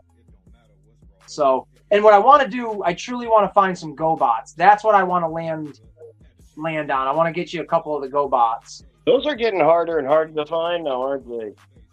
I've got a friend of mine. He's got it like a little fucking pig looking for truffles. He's got his nose to the ground for me, and he's looking around in hopes that we can find something, whether it's 1, 2, or a handful. I'm looking for them. See, in those pins, I have to have the ones with the stylus because whenever I'm setting my volume after I do my edits, I can't get down to the number 3 with that. I have to use the pin and be like, there we go. Yeah. Yeah, these pens, man. Timu, I know you can't read it, but it does say Ace's Place on YouTube. So, even if this pen runs out of ink, don't throw it in the trash. Leave it on a counter. Leave it somewhere where someone else is going to pick it up and they're going to think it works. And then they look at it and they're like, oh, that's a YouTube thing, but the pen sucks. Like, just spread I will put it up. I'll put it up here in rotation. There you go. Spread my channel like a cheap street walker. Like you just got out of the shower. Exactly. One defective pin at a time. Spread. Yes. Now let's see who the hell's been harassing us in the comments. Cousin William, I am joining Joe's live on Sunday. Oh, I guess I'm not going to join it now. Thanks, Cousin William. No, thanks for the warning. Yeah, exactly. No, I will be there. I got to be there. Rob, Joe Prime of Primes. Well, that's about it. The Prime of Primes. Rob, 15 to 20 is a rip off. It absolutely is. I'm excited for our trade, Acer. Acer, who the fuck is Acer? Oh, you misspelled my name. How appropriate, Hinderer. I hope you can find some cool Joes for me. I'm still trying to see if I can find why am I drawing a blank? Storm Shadow. A Storm Shadow for you. Not from the movie, clearly. Sweet Goblets, I have the VW Beetle. Oh, where'd it go? Beetle Super GoBot. There you go. AC. My camera looks crooked, but oh well. I don't care. I don't care anymore. Kaz, what do you got going on, man? Anything? Same shit, different toilet. Show it 10. Show it 10 tonight. Drink, smoke, talk shit, talk about movies. Spider-Man might get ruined. I don't know. Yeah, I'll be listening in until I hear someone say Spider-Man, and then I'm like, all right, I'm web swinging out of this motherfucker. No, you can't jump out right when you hear Spider-Man because that hadn't been spoiled yet. We're allowed to say Spider-Man, right? But there is that quick notion where as soon as someone hears that word Spider-Man, they might say, yeah, and then fucking Jean Grey dies. And then I'm like, what? Did Mary Jane and him fall? Mary Jane remembers him and has 10 babies, and they have the house with the picket fence, and he stops Spider-Man and he retires. Damn. Next you're gonna tell me that there was the fucking end credit scene of like his fat friend becoming the next villain in the next movie. There was a cool scene with him and Ned at the end. There was a cool scene. Now, do we get any Peter Porker sightings? Peter Porker. Yeah, since this is multi-universe. Oh no! Oh, you talking about the other one? The other ones? No, you don't see any of the other ones. You know what would be a great Easter egg for the Peter Porker is when like Peter Parker himself is making breakfast in the morning and he's got some pig or some bacon and he just picks it up and he's like, ooh, a little Peter Porker for this morning and eats it. I think that would be the most realistic way of being able to get away with that shit. Oh man, Prophet, you missed everything. Ace gave away a vintage turtle lair. Not only that, man, but I gave away the vintage. You gave away the a vintage Destro figure that I picked up at a toy show. It came with all the accessories, and its head was still good, I guess. The head changed from silver to gold in hot water. That's what up. Yup. That's a thing. That's a thing. Sucks, man. That's I was gonna give away. Maybe next time. I'll probably come across another one of them once again in my lifetime. Who knows? You understand, bro. You understand. Them's the rules. No. No, you didn't miss much, Prophet. No topics of real, topics, just kind of bullshit and talking about whatever. That's what's up. Peter Porker. That's how Peter's wife got pregnant. Oh my Prophet. This is a Prophet kid show. bringing that prophet charm. I can't put that up on. I can't share that on screen, can I? Oh my God! Sorry if you're offended, children, but that's the story of the birds and the bees right there, man. Little piggy got inside the corral. Hey, actually, I was thinking about this on our conversation we had on Monday, Joe, and Prophet. You're here too, but when I was talking about when they leave kind of things loose ends, or they don't give you enough backstory to know what to really think about. So specifically the Doctor Doom thing I was talking about, where it was like, oh, I accept that Doctor Doom is in the Fantastic Four's universe. I just have a hard time believing that they never mentioned him once in 5 years. Just even Sue and Reed having a conversation to themselves. Like, don't you think in a behind the closed doors moment, when Sue and Reed find out they're pregnant, they'd be like, oh, good thing, Doom's not around to fuck this up for us, or something like that. That's just my thought. But a bigger one, I feel like this is a big point to what I was getting to, is the fact that Uncle Ben, by name, has never once been mentioned by Peter Parker or by Aunt May when she was alive. And I find that to be so bizarre in the Spider-Man, just not the overall MCU, but in the Spider-Man timeline, that you never see Peter once say to Ned, man, I really miss Uncle Ben. Or you never hear Ned say, I miss when Uncle Ben would do this kind of stuff with us. I've always felt extremely disconnected that this Peter Parker that we have is Spider-Man because of a tragedy that happened to him off screen. Like, all of us that grew up reading the original Spider-Man comic books, Uncle Ben was really the driving force for Peter to become Spider-Man. Oh, absolutely. So I've always thought, man, it's so fucking weird that Uncle Ben has never been once referenced by Peter Parker or Aunt May. But then you get in the third Spider-Man movie, Aunt May saying, with great power comes great responsibility. That's fun and fine and dandy, but that's a few years too late, in my opinion, on just that specific narrative thread. I accept it. I'm fine with it. But it just felt super weird. It still feels weird. Even when I go back and watch those movies, I would like for Peter Parker, when Michael Keaton's character realizes that Peter Parker is Spider-Man, and he basically tells him in the car, stay the fuck away from my daughter. It would have been cool to have a reflective moment with Peter just saying to himself, what would Uncle Ben do in this moment? How would Uncle just... Like, I feel like Uncle Ben's not even a person, and I hate that because I miss Uncle Ben. I love you, Uncle Ben. Shout out, Uncle Ben. But I was just thinking of that all week because I'm planning, obviously going to watch Spider-Man tomorrow and just rethinking all the Spider-Man movies and shit like that. And I don't know, it just popped in my head of like, why? Oh shit. Doom has approached the battlefield. All right. Well, let me give you a little bit of an alternate perspective here on that whole Uncle Ben thing, Ace. Okay, hold on, time out. Hold on.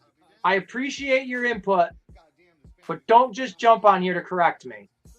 I'm not correcting you. I'm giving you an alternate perspective from something personal. It has nothing to do with Spider-Man. It's just a kind of a parallel experience, right?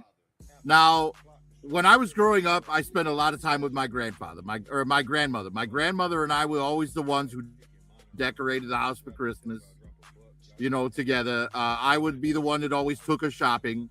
My grandmother was hilarious. She almost got us arrested one time because she called shoplifting. And she had told the security guard at the store that we were shoplifting one day. Oh, and he's dear like, heaven. what? And I said, no, she doesn't mean stealing. I Oh, let her dear explain shoplifting. And she'd be like, well, think about it. You lift it off the shelf and into the cart. Then you lift it out of the cart and onto the counter. Then you lift it off the counter and into the bag. Then you lift it out of the bag and onto your counter at home. Then you lift it off the counter and into the fridge. It's a lot of lifting. It's shoplifting. Damn, that is too much logic. That makes sense. But the point I'm trying to make is my So grandmother people were died. trolling. Your grandma My was trolling back then. Pretty much. So, but my grandmother died about 12 years ago. And you know how many times I've brought my grandmother up in conversation since then? Maybe 5. You can't put that story to something that's written down that's already been given out. Well, I just Spider-Man, say people don't talk about their deceased loved ones just randomly, you know, unless something Grievance brings is up the usually- subject. Grievance is usually, I was just about to say, grievance is shared. Usually it's brought, you bring up yours to try to relate to a person to help to them through their, or, you know what I'm saying? Right. And so it's not like, you know, he's just having daily conversations about Uncle Ben. Right. Yeah. It has the kind of drive in. It's one of those combos that needs a trigger. so you're telling me, because again, if we want to put logic to this shit, you're telling me in 5 years, not one time is there going to be a conversation about a character that was pivotal to the creation of a character. Well, I'm not saying they never talk about Uncle Ben. I'm just saying they don't do it on camera. It's not necessary for propelling the story forward. I'm sure Peter and his aunt have talked about Uncle Ben plenty on their own, but that's not worthy of cinema.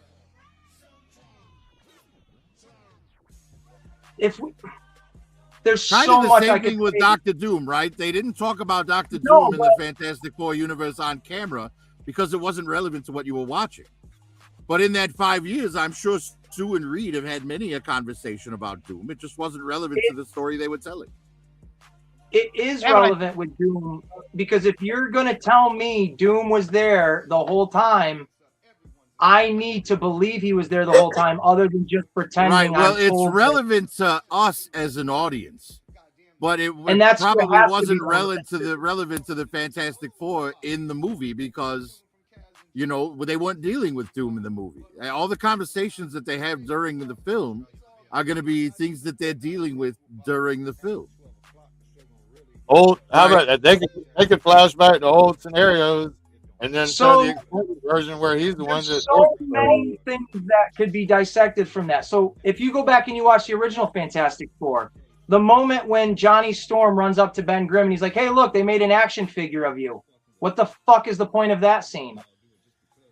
There isn't. That's to illustrate how famous they are and how loved by the public they are. The rest of the movie does that when the cameras are flashing and there's news interviews. That I'm just saying, again, every scene where they show like an action figure or the cartoon or Johnny flaming past his own billboard for the Coppertone sun lotion. Remember, he's got a flaming billboard in Times Square in the movie or whatever. You know, that's all to illustrate the popularity of the Fantastic Four among the people. but that doesn't do anything for the narrative other than the people in that know they're popular. That doesn't. Well, yeah, but you're being introduced to the Fantastic Four as an audience. And I'm being introduced to Spider-Man, who every other version of that has introduced me to Uncle Ben and has had some sort of. I mean, okay, Spider-Man 3. He has a reflective moment where he has a flashback with Uncle Ben. That propels the story forward. How is somebody that we're told for so long as an audience is important, but they're not important all of a sudden, even if he doesn't say. Now, you guys can say, I don't talk about this person. That's you. The story doesn't focus on you and what you have going on and what's important to you. Well, right, It's but the important story to didn't focus on Dr. Doom either. No, but if you're telling me he was there in 5 years, someone Again, maybe they'll show the flashback, maybe they won't, but someone would mention that name. Someone. In 5 years of my life, I have mentioned somebody that I have not seen in 5 years.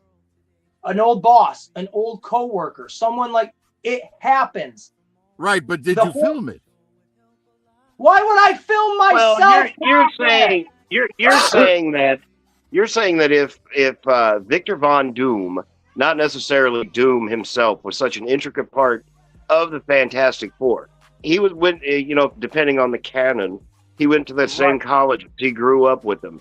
He was a rich Latvernian, what do you want to call it, an exchange student at the most brilliant levels, and that's how he met Reed Richards. And to go through the entire movie and be like, and just not even mention that, but have, I can kind of see it because you don't want to take focus away from the big bad, which is Silver Surfer and Galacticus and all that stuff. But to have just an empty chair there at the very end, and that's all, and then the rest is just left up to your imagination. Again, sure. Doom was not part of the story of that first movie. True. But with Spider-Man, with great power comes great responsibility. I don't think we'll get that unless Sam Raimi directs another Spider-Man. Well, the thing is, we got it in the MCU. It just came from Aunt May instead of Uncle Ben. And I will say that I am more prone to agreeing with Ace on Uncle Ben than I am with Dr. Doom. Because Uncle Ben is, he's the reason, like you said, he's the reason Spider-Man does what he does. And the only mention of Uncle Ben in any of the films, and we didn't even get his name, when Peter meets Tony, he tells him his uncle died. Right. And that, to me, it's enough, but it's not enough. It just feels like there would be a conversation. When Peter is in those moments where he's broken, say they're up on the fucking, in the third one there, where he's up on the school and he's crying in the rain and shit like that, and Aunt May's dead.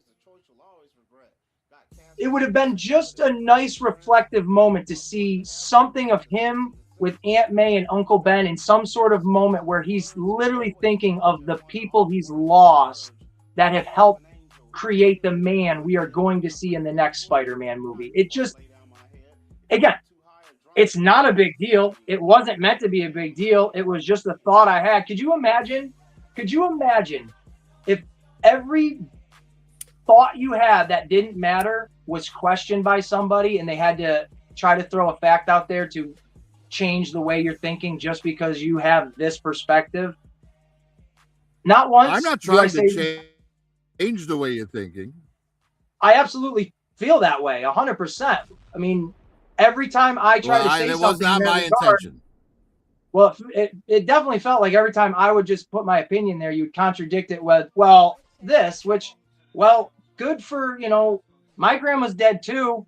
I talk about my grandmother all the fucking time. People are not the same. Like, people are not the same at all. My dad's dead. I don't talk about my dad. My grandma's dead. I talk about her all the time. My dog's dead. I talk about him all the time. Your life experiences that are not comic book or put out there for the public to view or to absorb have zero meaning on what is presented to us by somebody that's creating it for us. Now, you can say it doesn't push the story. Well, no, there's a lot of filibuster conversations in movies and shows that are just there to fill the next step into the next conversation. I, from my experience, find it strange if how Uncle Ben has always been presented to us as an important figure in Peter Parker's life, that there would not have been, all right, we'll go with this.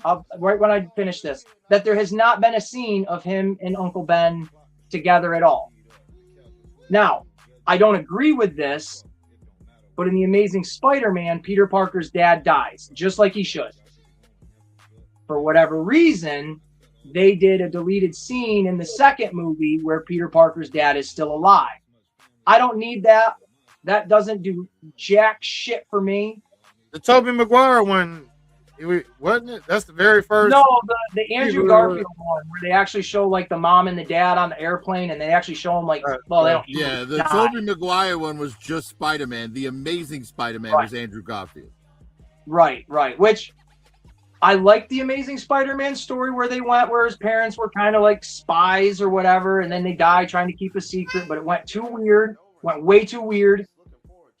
But even if these Spider-Man movies, and this doesn't even have to happen, but even if there was like a deleted scene where they showed Peter at a cemetery and there's Uncle Ben's grave and Aunt May's grave, I'd be like, oh, so he does exist.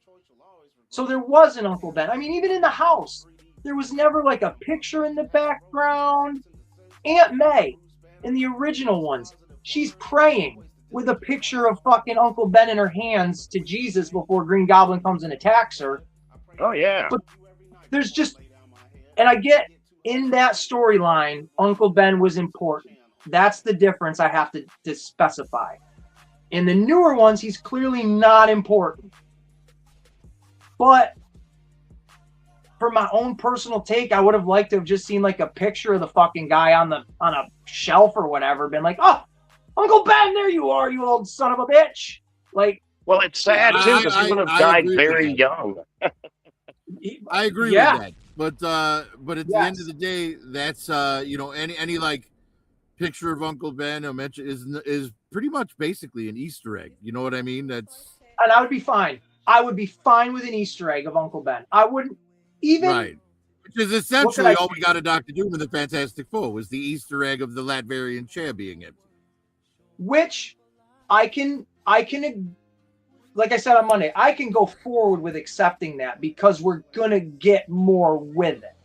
So I'm not wiping it off the plate yet and saying, well, fuck, they didn't give us enough. Like I could probably do something with Kang and say they screwed us out of something like that. But well, I think that's more the actor kind of screwed us out 100%. By being an idiot.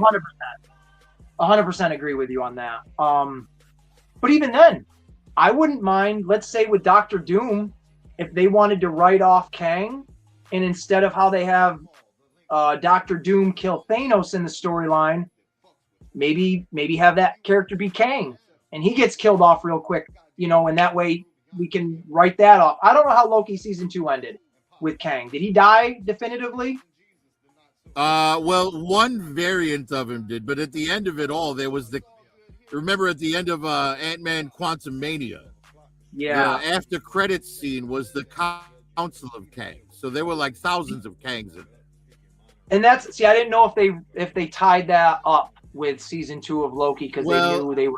There was a rumor for a while, and it's only speculation, and I don't think that they're going to do it actually. But there was a rumor that in order to like kind of erase the Kang actor mistake from the Marvel MCU, that they were going to start Doomsday, or when Dr. Doom goes to Loki, right? Because if he wants one universe, Loki can't keep doing his job. Right. If Loki continues to hold the multiverse together, Doom's vision of one universe can't happen, right? And the idea was that before Doom could go deal with Loki, to avoid creating a power vacuum, he would have to go wipe out the Council of Kang. The Council. So that was the idea, that Doom would go and kill all the Kangs. Because otherwise, if Doom gets rid of Loki, then the Kangs just come in. They fill the whole power vacuum. Right. And I don't. So, in order to really truly get rid of the multiverse, then he would first have to kill all the Kangs, and then he could go deal with Loki. And I don't think from any of us, and we've all kind of collectively keep our ears to the ground, I don't think any of us have heard anything about Kang or Jonathan Majors coming back, right? Or no? Am I wrong? Well, there was talk about him coming back because he got cleared of all charges or something, or whatever it was. He kind of got the James Gunn treatment, right? Where James Gunn was fired for saying some horrible shit. But then it was like, all right, dude, the shit was 10 years ago and he was testing jokes for a vulgar character in a horror B movie he was making. You know what I mean? So it's like, right.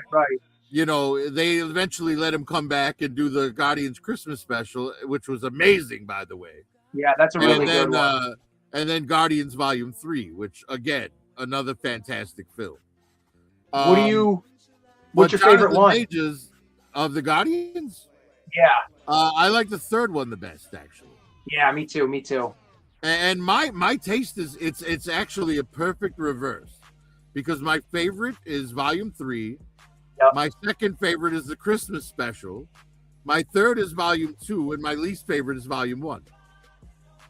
I like 2, but I wish there was a little bit more fighting and action. Well, I don't want to say action, but a little bit more fighting in it. But I liked it very much. Well, so, you know, not to get too far off topic, but one of the things that I really enjoyed about Part 2 was it illustrated just how strong, how much beyond human levels of physicality all of the Guardians were, right? Yeah. Because think about it. You see that scene when they're fighting inside of Ego, when they're like at Ego's core and they're fighting. And you see Gamora, Drax, and Mantis all jump from like 200 feet in the air and land on their feet without even so much as spraining a shit. Yeah, you're right, for real. You know what I'm saying? So like, it's like a perfect way to illustrate their superhuman strength without having to tell you they're superhumanly strong. Right. No. And they took it a step further with Gamora, because you remember Nebula comes charging at her with the ship, and she picks up the gun from the ship and just fires it like a fucking bazooka.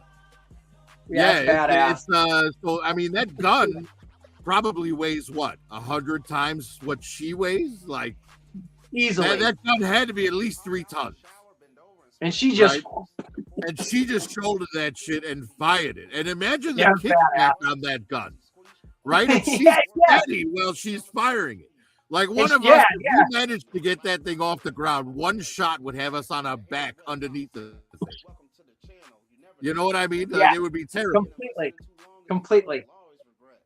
But so the Kangs, the Doctor Doom situation with the Kangs, I think the only thing that makes sense would be Doom wiping out all the Kangs. Now, especially, it makes it, here's another reason that Doom might need to wipe out the Kangs, because if he wants only one of each person, right? He doesn't want variants of people, right? He only wants one of each person. Well, who does Franklin Richards become in the comic books? You know, centuries in the future, he's Kang. Kang is Franklin Richards. So if Doom is trying to raise the kid as his own or whatever, or trying to make the little kid Franklin into the Franklin he wants, then all of those Kangs have to go. Exactly. He has to be the only Franklin. And that's an interesting narrative, because clearly they emphasized the Latvian witch, you know, like you said at the end of Fantastic Four, you know, sitting there with their child. So well, I'm assuming that's a Latvian witch, because I'm gonna go with that too, because the mask is smooth. It's not like riveted like Doom's is. It's a smooth mask. Even the shape of the body doesn't seem bulky. It seems very slender from what you see from the back going down. So I agree. Once you said that, I was like, oh shit, these guys are onto something. I didn't think that deep into it. Like, and then I know we talked about the different colored versions of the witch. I went after the stream and looked that shit up, and man, it's hard not to think that maybe possibly that all those Latvian witches are different versions of Wanda. Right. It's so hard not to think that when specifically they're calling it a witch, and then you see the different colors, and it would just be epic. You know, she takes off that mask, and it's our version of Wanda, Elizabeth Olsen, but then the other ones have like altered faces of different people, but they're the same. Of course, by that rationale, only one of them can survive, because Doom doesn't want a multiverse. Well, that's the thing I was thinking of too. Maybe one of them, maybe the red one, is the original, and the other ones might be manifestations or some bull crap. I don't know what they could do. Right. Well, if Doctor Strange could multiply himself, why can't Wanda? Yeah. Yes, exactly. So maybe that's what it is. I'd be on board with any of that junk. Like it, I'm all for it. I'm all for that shit. That sounds so cool to me. Right, but I think if we get any reveal that that the witches are Wanda in the movie, it won't be until the very end, because Vision isn't in this film, and I think if you're going to give Wanda like a big meaningful arc in the film, Vision has to be a part of that. And between Doomsday and Secret Wars, that Vision show comes out. Right. Or that Vision show will be out like right around the same time as Doomsday. So, and that Vision show is most likely going to lead into Secret Wars and not Doomsday. Yeah, right.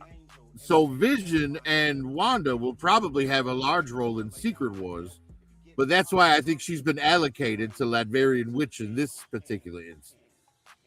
Which totally is cool with me because, one, even if it is a character we've seen before, it's a new rendition of that character, so it's literally not just a repaint and a new costume. It's a whole new like evil version of that person. Or maybe she's not evil. Maybe she's being, possessed. Maybe Doom has the dark hold, and who knows? Who really knows what avenues they go down? But I love the idea that was thrown out there that possibly could be her. Because it's like, yeah, that's, and the idea that she's turned evil actually makes really good sense for why they would wait to give her a bigger arc for Vision to be back, because if there's anything that could pull her back from the darkness, it's Vision. Right. It'd be Vision, exactly. And I don't care what anyone says. You can go back and you can rewatch Doctor Strange 2. The moment when the temple or whatever collapses on her, you see that, like that red orb, like disappear basically, which is her before it all crumbles on her. So she's not. Right. There's no way she's dead. Anyone who watched that scene and thinks that Wanda's dead must have never read a comic book. Right, 100%. Plus, to check a box off an agenda, they're not going to kill another female character after they just killed Black Widow, because they do need to have a certain amount of them females on the screen. That's a thing. It's a no-brainer. And Wanda's a badass. Why would you? She's fucking fantastic, and she's beautiful. Actually, there is one female character that I could see them killing, and it would be for both. No, it would be both for story purposes and for fan appeasement. Ooh. Because she's played by an actress that no one likes, right? Captain Marvel. And in the comics, Rogue only gets her flight and super strength by absorbing her to the point of death. That's the way it needs to go. 100%. 100%. Because there has been which I found this odd, there was no announcement of Brie Larson being in Doomsday or future shit or anything like that. So I find that very interesting. Right. I think that Captain Marvel, I think we're going to get introduced to a new Rogue in Secret Wars, right? We might even get introduced to more than one. I think we're going to get introduced to a bunch of new cast members. Yeah. Because you got to think about what Secret Wars is. It's a soft reboot, right? So if they're bringing X-Men in from all the different multiverses, then by the end of Secret Wars, when we're down to one universe, the X-Men that survive are going to be our X-Men going forward. So there's going to be a lot of new castings on the X-Men. Right, and you're going to need that team before you just say, we got a movie coming out. It's 100%. Right. It would not surprise me to see the guy who played Cyclops in Days of Future Past, or not Days of Future Past, in Apocalypse. Yeah, I know who you're talking about. I like those characters in them. And incidentally, that same guy that played Cyclops actually played Reed Richards in Fantastic as well. So he's already been Cyclops and Reed Richards. No, Miles Teller wasn't Cyclops. In the X-Men Days Age of Apocalypse, wasn't that Miles Teller? No, look it up where right about? Yeah, I've seen that kid in something else. He was in Ready Player One. That's the other movie I saw that kid. Oh, right. Hang on. Yeah, and that's a different guy. Okay, so Man, Ready Player One, that's a hell of a movie too. That was a fun one. Let's see. So, wait a minute. What do you got here for information? So far, Spider-Man Brand New Day has grossed $72 million for their preview screening. I'm predicting it's going to, what's that last word? I can't see. Surpass the Odyssey by next Friday. Odyssey's almost at, what, $1 billion right now? They're at like $700 million. But Spider-Man being at $72 million already, that's, I mean, they'll be clearly over 200 million by now how's this going to feed into that X-Men Disney Plus series? Think about that, because we have at the very end, don't we get 2 or 3 of those New Mutants where they start talking about some of the younger characters? I don't know. If they're doing an X-Men series, I find that interesting. Only because what we were talking about earlier with Disney Plus's, track record with those shows and either being hit or miss or one and done. I've done the math, and they're exactly 50% since Endgame. Wow! Like they have a good one and then a bad one, and then a good one and then a bad one. They're hitting 50%. Yeah. I don't know how the X-Men, man, like. Do we want them on the small screen for their debut, or do we want them up on that big screen all the time? That's tough. Well, I think their debut is 100% going to be on the big screen, and I think it's going to be during Secret Wars. And then you think maybe they'll do like for their. I don't think they'll do a Disney Plus show for the X-Men. I think they'll do a Disney Plus show that could involve the X-Men without needing the stars of the films to be the stars of the TV show. I think we'll get a New Mutants TV show. I'm okay with the show is about the kids in the X-Mansion and not the X-Men themselves. I would be okay with that too. I was thinking at first, maybe if you do an X-Men show, if you can only get 1 or 2 of the big names from the movie, you showcase them and their story and their back and make the show more of like the origin process of it. But I'm okay. Man, I'd be okay with I like the New Mutants movie. I thought that was fun as shit. So I would be okay with. Oh, yeah. I think the New Mutants movie is entirely underrated. That was such a great telling of the Demon Bear side. I totally agree. I truly enjoyed the shit out of that. It's got an amazing tone to it of that creepy freakiness. Like my daughter does not give a shit if it's superheroes, but she likes that it's a scary movie. And I'm like, all right, that's cool with me. And they couldn't have cast Magic better. Oh, she was great, right? Now that's a crossover. I would like to see her from that movie in some kind of X-Men capacity. I want her to be that same character with, what the hell's the dragon's name? Grimlock? No. Lockheed. So I would like to see all that. Seeing her with Colossus, I would like to see those two together. Right. That actress has been on a ton of shit. Why can't I remember her name? And it's right there. Yeah, I'm going to look it up right now because it's bugging me. It's one of those three names like all these actors have now. I know Taylor's in there, right? Taylor? Something Taylor. I can't remember. That's Anya Taylor-Joy. Joy. That's what I didn't even have to finish looking it up because you said Taylor and it clicked. Anya Taylor-Joy. I wanted to keep saying Taylor Johnson, but I'm like, oh, fuck, that's not even a fucking human, I don't think. I'm sure there's a Taylor Johnson out there somewhere. Probably, and we just gave him a shout out. Shout out on top of that, most Taylors are men, so they all have Johnsons. This is true. This is true. Taylor's Johnson. That's what we were saying. Yeah, I would like to see her come back over because she was obviously the standout of that movie because she was the biggest name in it. But it was awesome at the end when she got the fucking all her magic and powers and stuff. Right. So, if I had to rank like how good the New Mutants were in the movie, I would say Magic was the best. I would say Cannonball was the second best. Cannonball. I would say Sunspot was the third best. Then Rain, then Mirage. Right there in the comments. Ronan Taylor Johnson, Aaron Taylor Johnson. That's why I fucking had the Taylor Johnson from. Oh yeah, because he was Quicksilver in the Age of Apocalypse. These sons of bitches all have two similar names.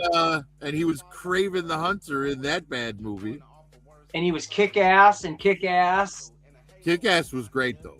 I can't fault him for Kick-Ass. He was fantastic. What else? Oh, and he was. I don't know if anyone's seen it, but Bullet Train with Brad Pitt. Oh yeah. Fucking awesome. That movie was so good.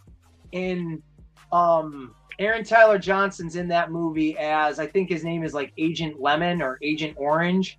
He is so damn funny and so damn good in that movie. If no one has seen Bullet Train, go watch that movie. It's so fun. And he's actually going to be in the new, I don't know how you pronounce it, Wolfman movie. However, it's WULF, Wolf, like that.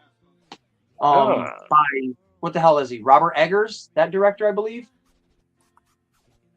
So I'm excited for that. I love me some fucking classic Universal monster werewolves. That's my jam. Lemon and Tangerine. Ronan, you're good, man. You are good. Lemon and Tangerine. That's their names. Yes. Lemon and Tangerine. Oh, I wish I had that. That's a good fucking movie. It's a very good movie. Oh, something else that's been bouncing around in my head that I've been meaning. The other day you were talking about, who is it? Danny Martinez or something like that. But I remembered like a day later who it was. You were talking about the guy that played opposite the Falcon. Oh, Danny Ramirez. Yeah. Danny Ramirez. There we go. Yes. For some reason that stuck with me. I was like, why is this sticking in my head? Who is that? It's so strange. Names like the one Prophet and I were just trying to do, the Anya Taylor-Joy, which sounds like a name you should never forget. But then I'm over here thinking about a fucking male actor with the name Taylor Johnson. And man, their names, like, okay, this is a fun fact. Maybe it's not. Maybe I'm wrong, but I'm pretty sure Michael Keaton's real name is not Michael Keaton. His real name is Douglas. It's Michael Douglas. But because there was a Michael Douglas already, he had to use his, like, come up with a screen name or something like that anyways. And it's like, wait, that's 100% right, Ace. Yeah, what a weird story that is. So, Right. Because he had gone in to get an agent. And the agent said, "What should he gave his headshots and said Michael Douglas." And they're like, yeah, you're going to have to change the name because there's already a Michael Douglas and he's way more famous than you. Could you imagine being like, shit, I'm not even famous yet and I have to fucking use a different name? Like, hey, testament to Michael Keaton's acting ability. It got him somewhere. He's like one of the biggest, I don't know if he's super relevant as much, but he's, to our generation's one of the biggest names in, cinema history. So, but they've both been in the MCU.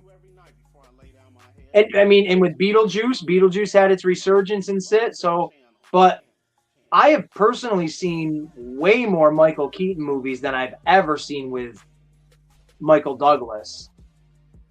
Right. Well, Michael Douglas got a much earlier start than him. He did a lot of movies when he was younger. And he did a lot of like really. This current generation is only going to know Michael Douglas for fucking Hank Pym. Yeah. I was going to say there's about 100,000 movies Michael Douglas did in the probably late 70s, in the 80s. Oh my God, you couldn't turn on the TV. Oh, you know, one of my oh yeah. Well, one of my favorite adventure movies is Romancing the Stone with Michael Keaton. Oh yeah, that's a good one. That is a good one. You know, he was in one of the most iconic horror films in Fatal Attraction. Yeah. And then he was in the movie with the infamous Beaver scene with Basic Instinct. And then what's the other one? Wall Street, the original Wall Street. Yeah, he was Gordon Gekko in Wall Street. Yep. I mean, no discredit to him. He does have a very amazing filmography, but I guess he is before my time, so I would have seen Michael Keaton, who was more, especially both of those guys did very different movies from each other, like very, very different. So right. Michael and in the MCU, one's a hero and one's a villain because Michael Douglas is Ant-Man, the original Ant-Man, and Michael Keaton is the Vulture. But you know what? Both of them, over time in the MCU, are both very good dads. They love their families and they love their kids. So there's something to be learned from, folks. You can be a bad guy or a good guy, but as long as you love your kids, you can coexist. I think. I lost the message. I don't really know. Well, not to contradict Ace again, but I'm going to say kids belong in the mines. Kids belong in the mines. You can put the kids in the mines because you can still love them when they're in the mines. There's no separation of love. They do belong in the fucking mines. The Temple of Doom, there was Indiana Jones, I love you to death, but you stuck your nose in a business that didn't need it. Those kids were perfectly fine where they were. Right. Show me a kid, and I'll hand him a pickaxe and say, "Here you go, kid. Learn a trade." Learn a trade by just smashing rocks. I love it. Those rich folks need that cobalt for their iPhones. Yeah, bingo, absolutely. Michael Keaton's That's full what's name happening. is Michael John Douglas. Well, how about that? And one of just randomly speaking of Michael Keaton, one of my favorite movies with him in it of all time is the movie The Founder, where he was playing Ray Kroc, the McDonald's guy. Oh, that was good. That was a very good movie. That's a super exceptionally good movie, and that was right around his little resurgence, Michael Keaton's, because he just did Birdman, which another really great movie.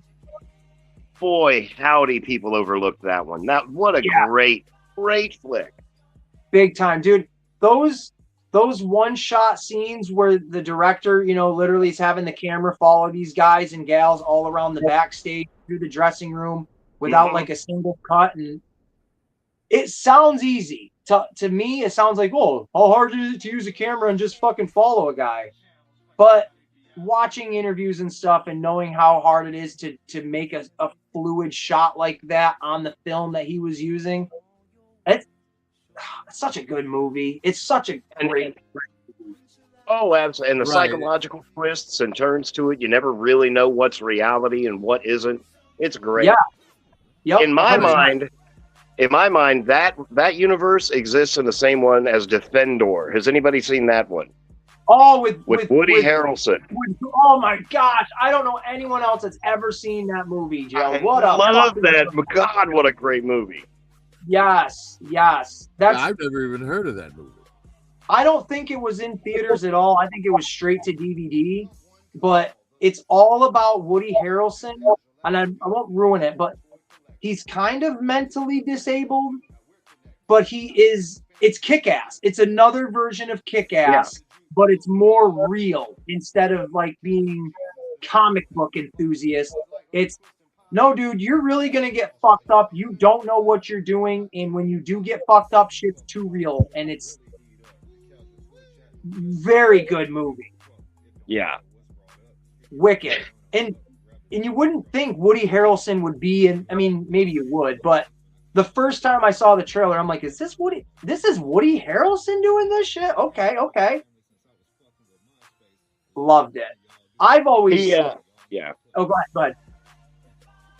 Yeah, absolutely. And then that guy could exist in the same universe as whatever Samaritan, the Stallone one too. That was The great. Stallone one. There Yep. you go. Joe dropping the deep cuts with the really like obscure superhero movies and stuff like that. Hell yeah.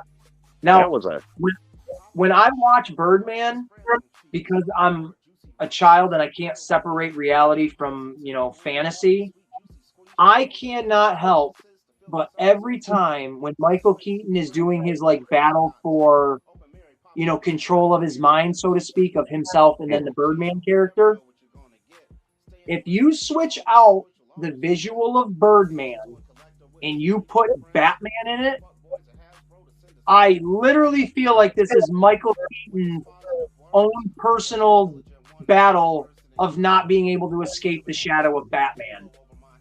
Oh, Because- God, it's definitely an ode. The whole movie, absolutely.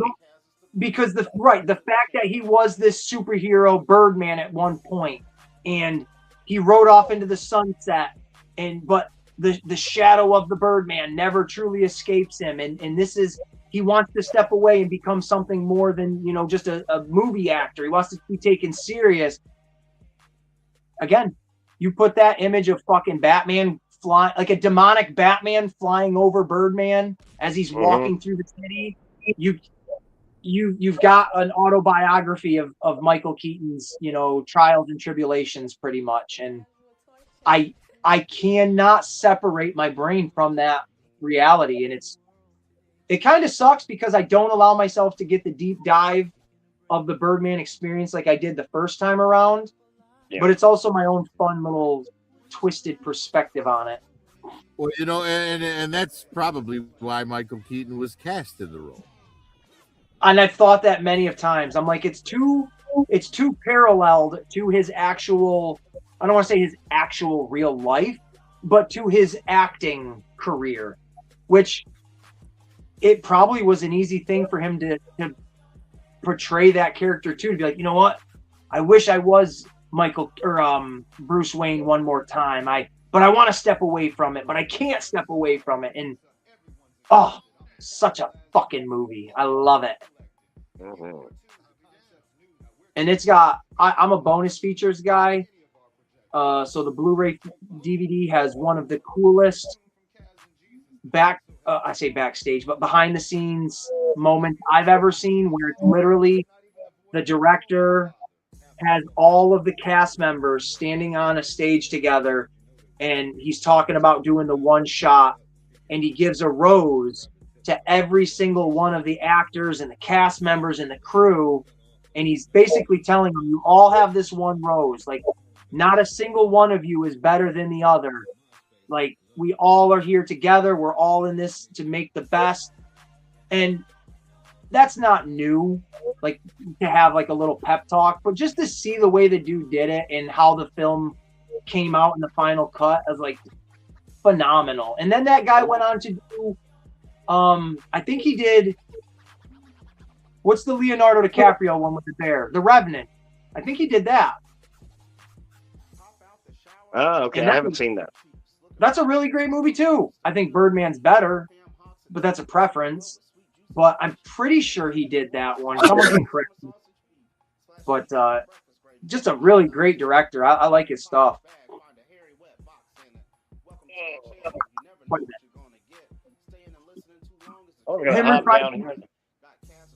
Him reprising his role as Bruce Wayne in Batman was the main reason I watched the Flash movie. Okay. Birdman was part of the Brightburn universe. That makes sense, DB. That has the same feel to it. I feel that. Yep. Brightburn. Wait, is that the evil Superman movie?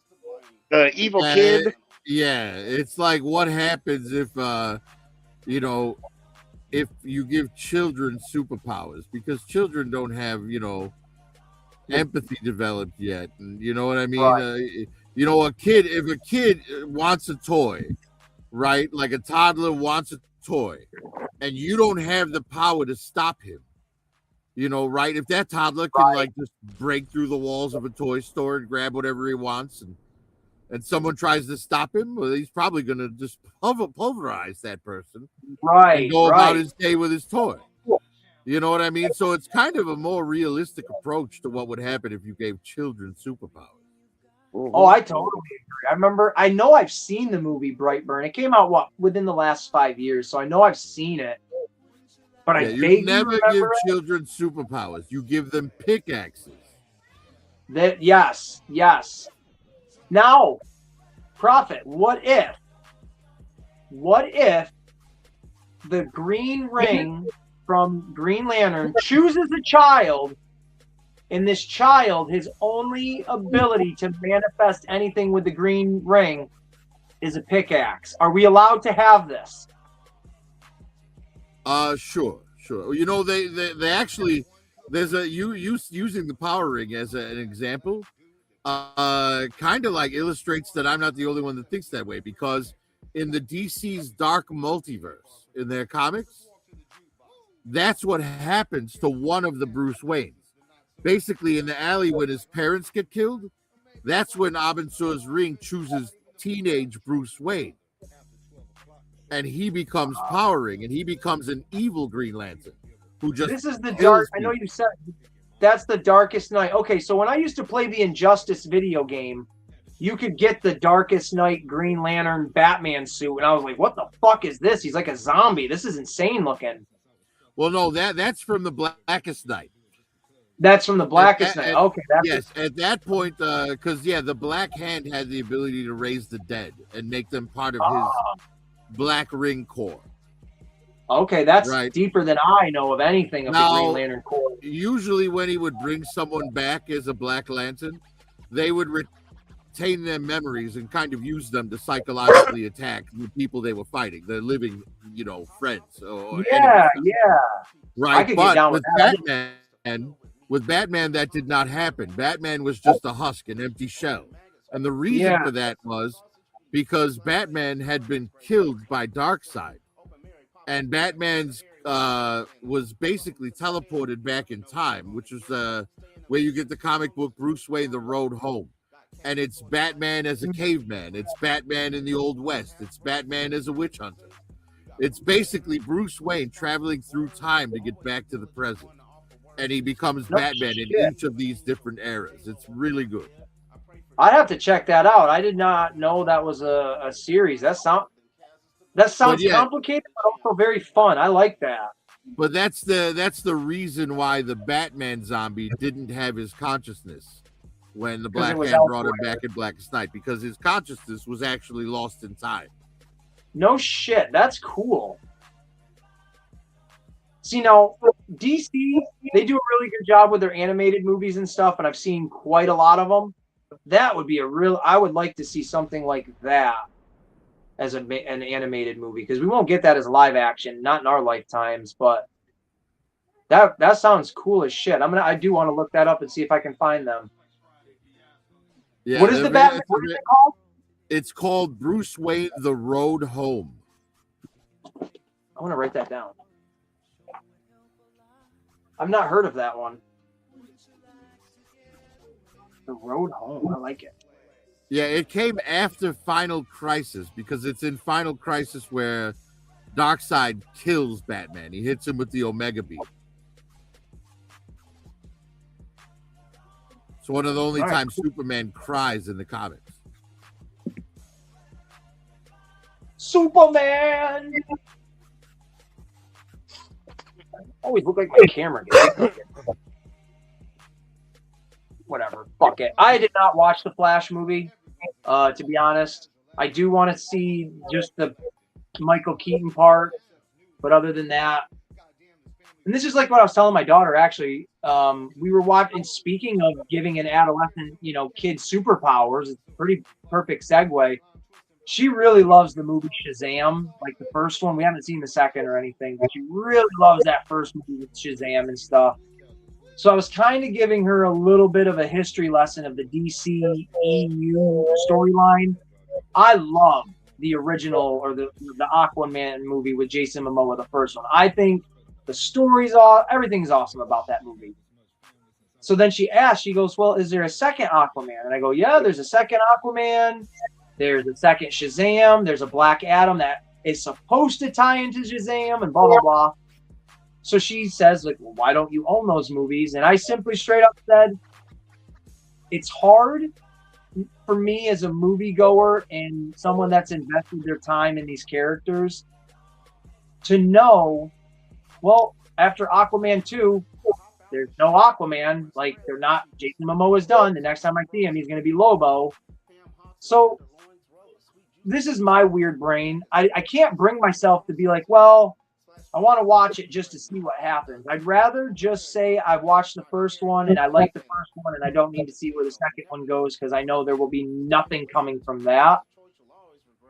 And that's kind of how I felt with The Flash. Like, oh, I wish it was a little sooner and there was something coming after it because I would love to participate in the conversation. But knowing they're just doing the Flashpoint story or whatever, I can go watch the TV show and get everything from that. I loved the CW show. I thought that was a lot of fun, and they did a good job with that for the most part. So I might be the only one that thinks that way, though. What's up, Moto Viper and Eddie Munson? What's happening, fellas? What up, Eddie Munson? Moto.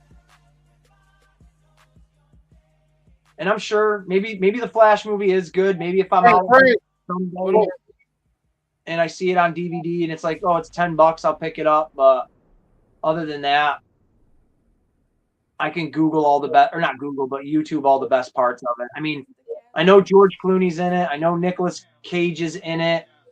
And some other shit, but those aren't narratively driven moments. They're just the Easter eggs that I can YouTube. Oh, First yeah. Shazam First, cool. yeah. Yeah, the first one was really cool. I liked it quite a bit. I wasn't sure how I was going to feel about it, but I had a lot of fun with it. I liked Mark Strong. He's always a villain, and he's pretty much always the same type of villain, but he brings that tough guy energy, so he was a lot of fun in that movie. Yeah, the only time I can remember him not being a villain is in Kingsman. Oh, shit, you're right. Oh, I got another one where he's not a villain. 1917. He plays one of the British like generals or captains or whatever in the military, and he's only in it for maybe 2 minutes. He's one of those intermediate kind of guys that the main people run across in the moment, and he's a good guy in that. He's in that. You know, he was actually my pick for Professor X for a while there. I like him. I think he would have been a really good Professor X, and he would have hit that perfect age mark too, where you could have gotten like 10 to 15 years out of him before he started looking like the Patrick Stewart, if you want to go with that older look. I think he would have nailed it for sure. And he brings a sense of, what's the word? Gravitas? That's a word, right? Like, he's just got this professionalism to him, like, and it's definitely the accent that gives him it. Right. Well, you know, he's a well-spoken, bald British guy. What more do you need for Professor X? Exactly. Like, you know, he was really freaking good in the first. Why can't I think of it? Robert Downey Jr. Help me out, Prophet. You know, I know you know. He solved crime. Yeah, Sherlock Holmes. Yes, Sherlock Holmes. I couldn't fucking think of his name. Oh my god, I wanted to say the Great Mouse Detective. Not even. But yes, Sherlock Holmes. He was great in that movie as the villain. I mean, he's just all around a great guy. So, and I would have loved. Oh my god, I think the rest of us would have liked to have seen what his Sinestro would have been. That would have been pretty cool. But yeah, it's unfortunate the way they misfired on that first Green Lantern movie. Yeah, I agree. It had all the right parts. They just fucking farted it together. Yeah, they mushed too much into that movie. They should have let Hal focus on becoming a Green Lantern and building a relationship with Sinestro. You know, Yes, because it makes more sense for because Sinestro and Hal were like best of friends until the Guardians expelled Sinestro for wanting to make fear a weapon. Right. And the big yellow thing, Parallax or whatever the hell its name is, that right there is its own like story arc. They should have you could have made a couple. They mashed two of the major Green Lantern villains into one with that stupid creation. Because Parallax is the entity of the universe that embodies fear. Now the entities in DC are like the equivalent of the Infinity Stones in Marvel. Yep. Right. And they had it melded with Kronos in the movie, and Kronos was a guardian of the universe that one of the bosses of the Green Lanterns, who went the wrong way. He he didn't want to. He was like the bad guy of the Guardians, and he was kicked out for it. But both of them had much bigger separate arcs in the comics, and in the comics, the first person that Parallax possessed was Hal Jordan. Right. I was just gonna say it was Hal. Yep. Yeah, I mean, I remember when I saw the Green Lantern movie for the first time, I had fun. All right, so this is, I guess, just an admission of guilt.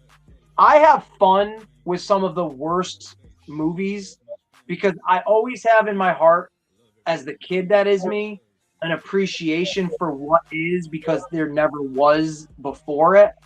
So, best example, Batman Forever. Prophet, you've busted my balls before for having a cool Batman collection, but unfortunately, it's Batman Forever. And I can't disagree. I can never disagree with anybody that says, dude, you got a Batman Forever collection. Like, why? I don't know.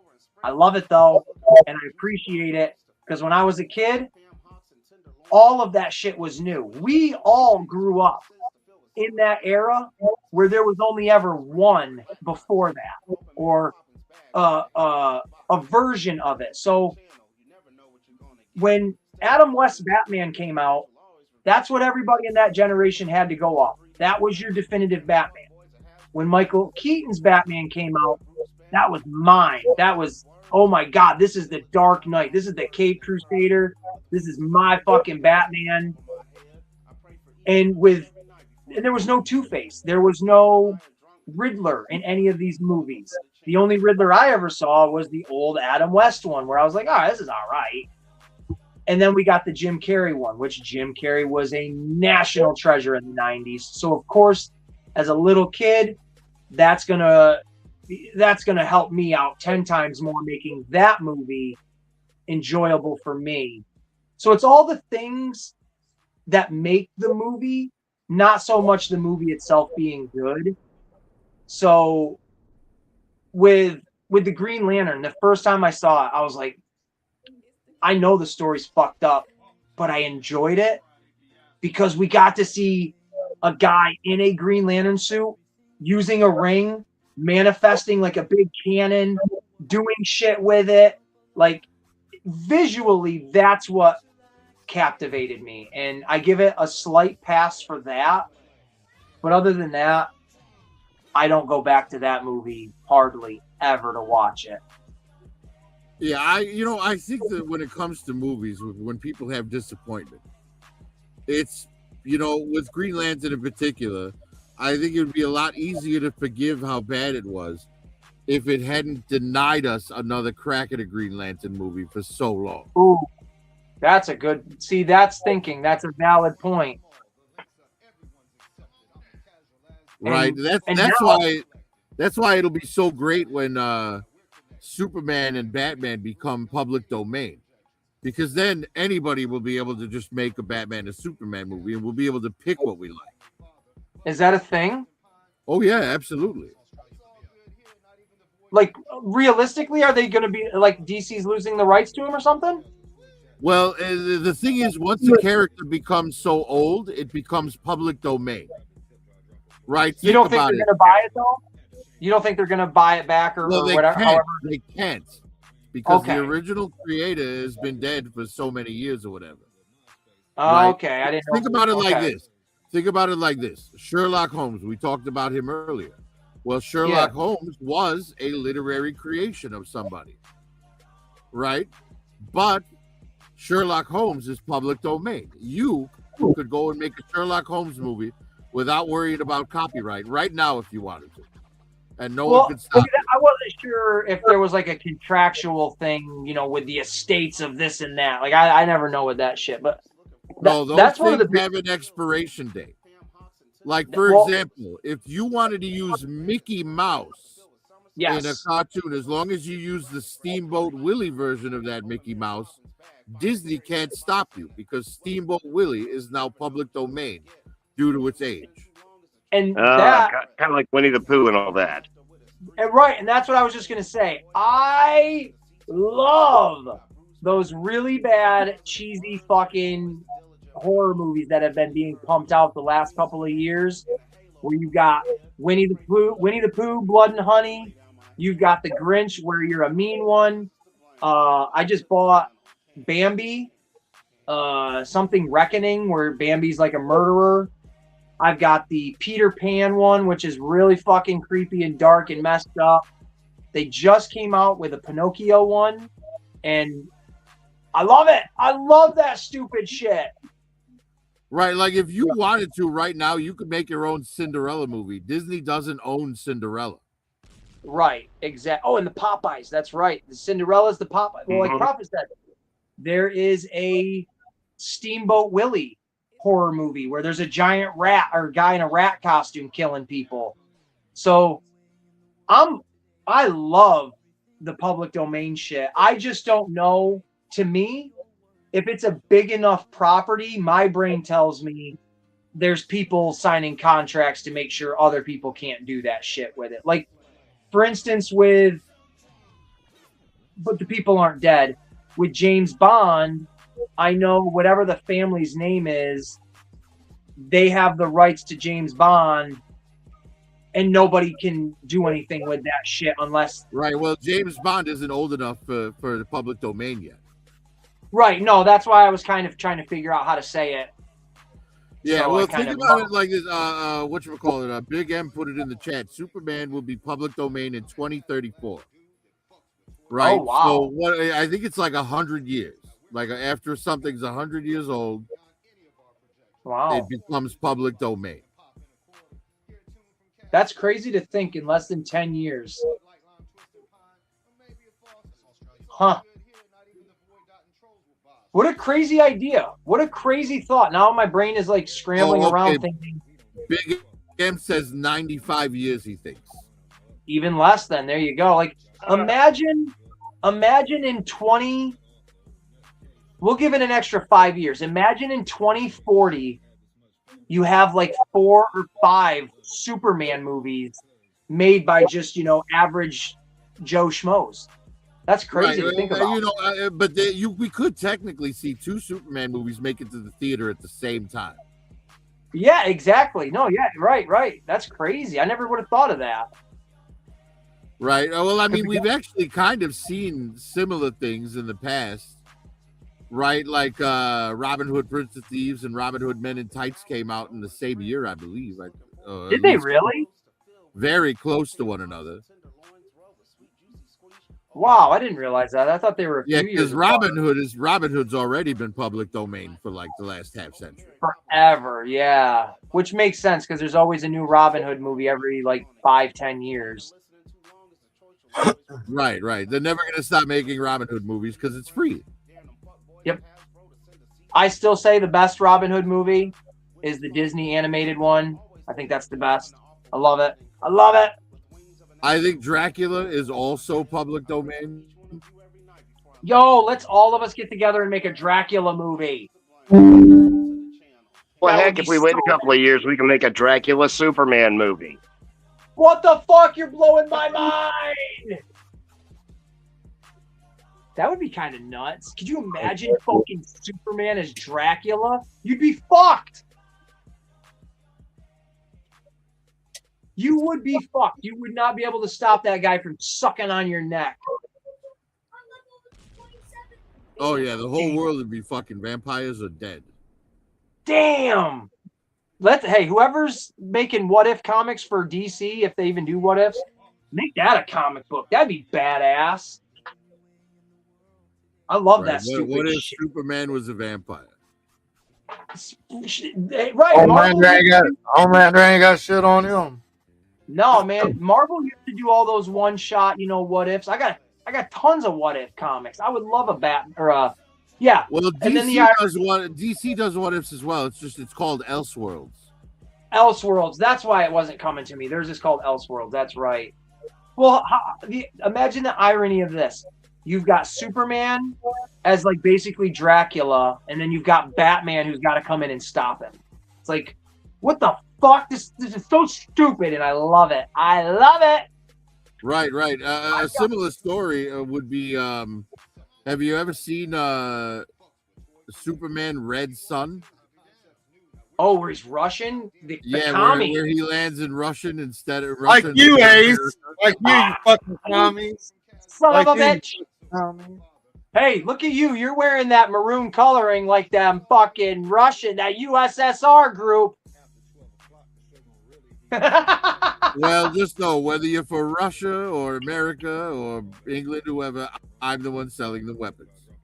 This is true. Even us turtles down here in the sewer lair, we get all of our fine weaponry from one individual. That we're not ashamed to say that. We are not ashamed. Blade Aculus. Dracula and Superman. I would love some stupid shit like that. I mean, yeah, we've got Marvel zombies. Like Prophet said, we had the Blackest Night kind of characters and stuff. So, I mean, it's a little bit on the nose there, but I love that shit. Yeah, well, Marvel actually has Dracula as a character in and incidentally, DC does as well. Because DC has like a government strike team that's made up of Frankenstein, the Bride of Frankenstein. I think Invisible Man's in there. Yeah. So they've got a team, I can't remember what the team is called. There was a cartoon for it, though. Like last year or the year before. Within the last couple of years, there was a cartoon. Oh, yeah. It's not... The Howling Commandos is Nick Fury. Oh, yeah, I do know what you're talking about because there was James Gunn did a cartoon of it. Right. I never watched. I totally forgot about that. Yeah, but that's like DC's Monster Squad. You know what I mean? Right, exactly. What's up, Curtis? It's been a minute since Curtis has jumped on here, but always welcome, Curtis. What does Nana... What is he saying? What does Nana Commander mean to do now? You know what? I don't know what she's up to lately. Oh. Well, in my G.I. Joe universe, in the Prophet Director's universe, Cobra Commander only had the money to fund Cobra. It wasn't made through Ponzi schemes. It was made. He got a trust fund from his grandmother. And I created a Nana Commander figure, and it's basically like a skinny old lady figure with a Cobra Commander like chromed out face shield under her old lady hair and plastic.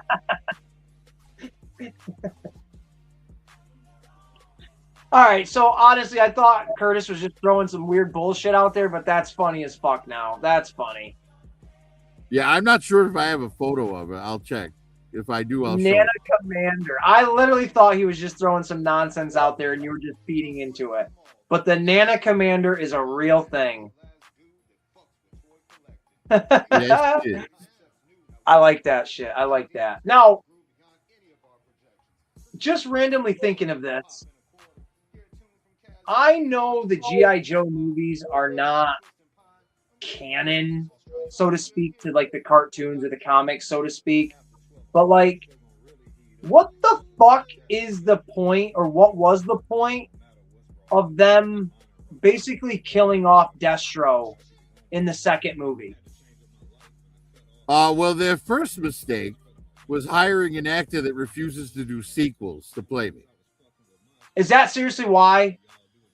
Yeah, because the actor, the only time he's ever like been in more than one episode of anything was Doctor Who, and that was only because he knew he wasn't doing a second season.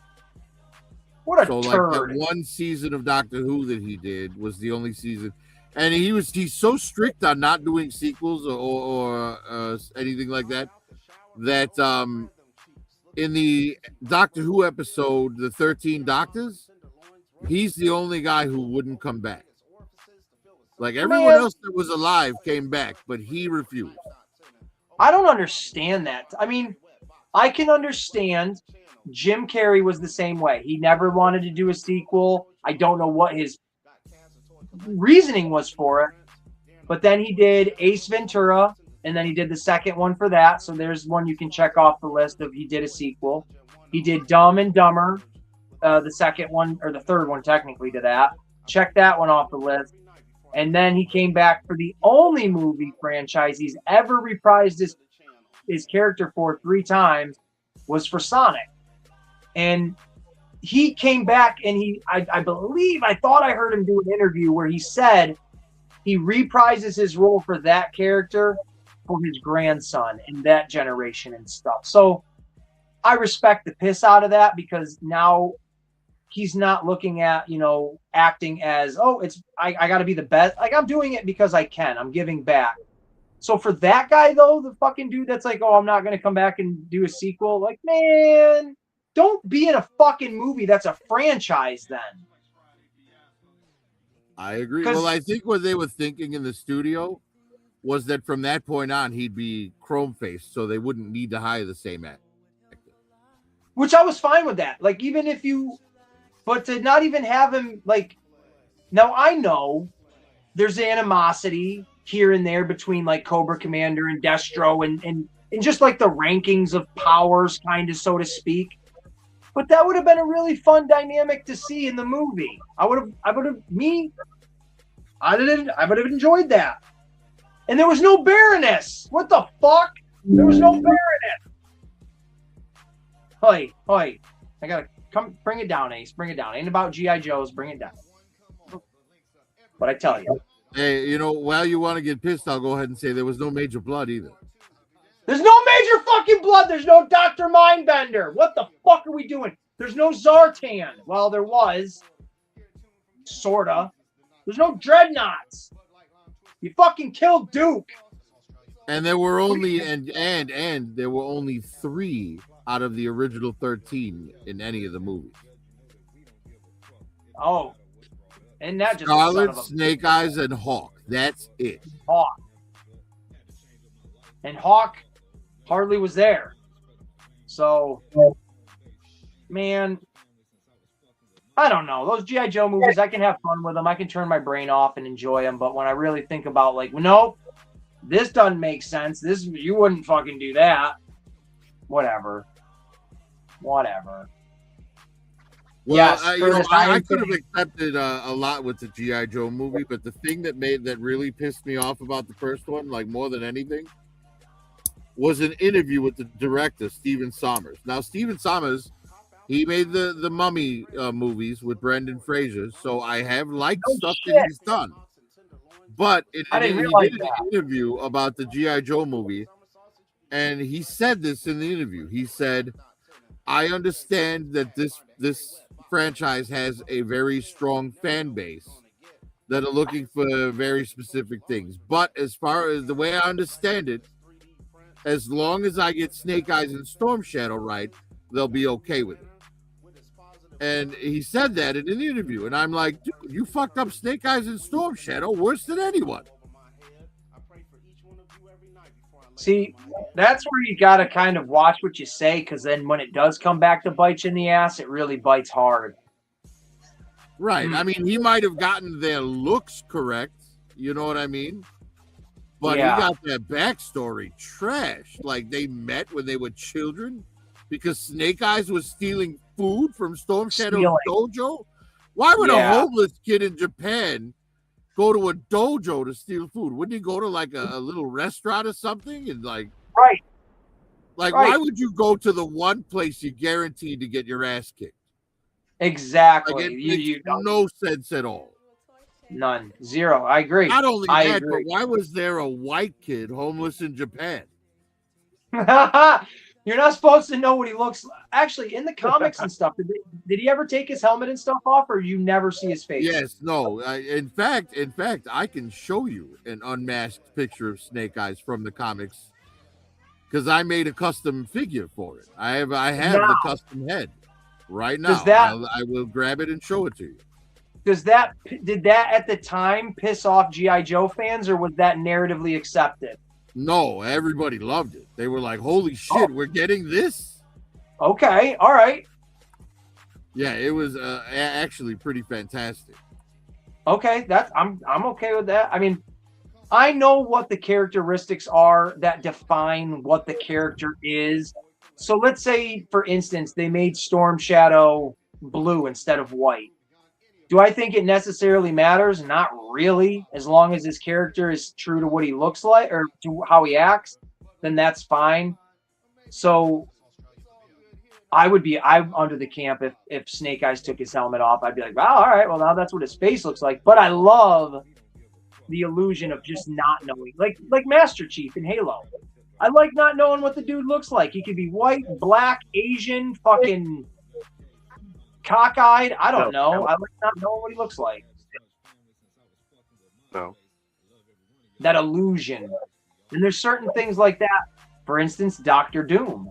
We all know he's fucked up looking underneath the mask.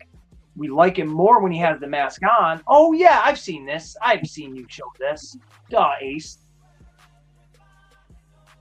Yeah, because there was one issue of the comics where Destro and Baroness unmask him, and Destro and Baroness have to like stop themselves from throwing up when they look at his face. Because he's fucked up. That's right. I remember this. Is that David Hasselhoff? No, that's the Beyonder's body with your head on it there, Prophet? Yeah. It's for when the Baroness wants to go out for disco.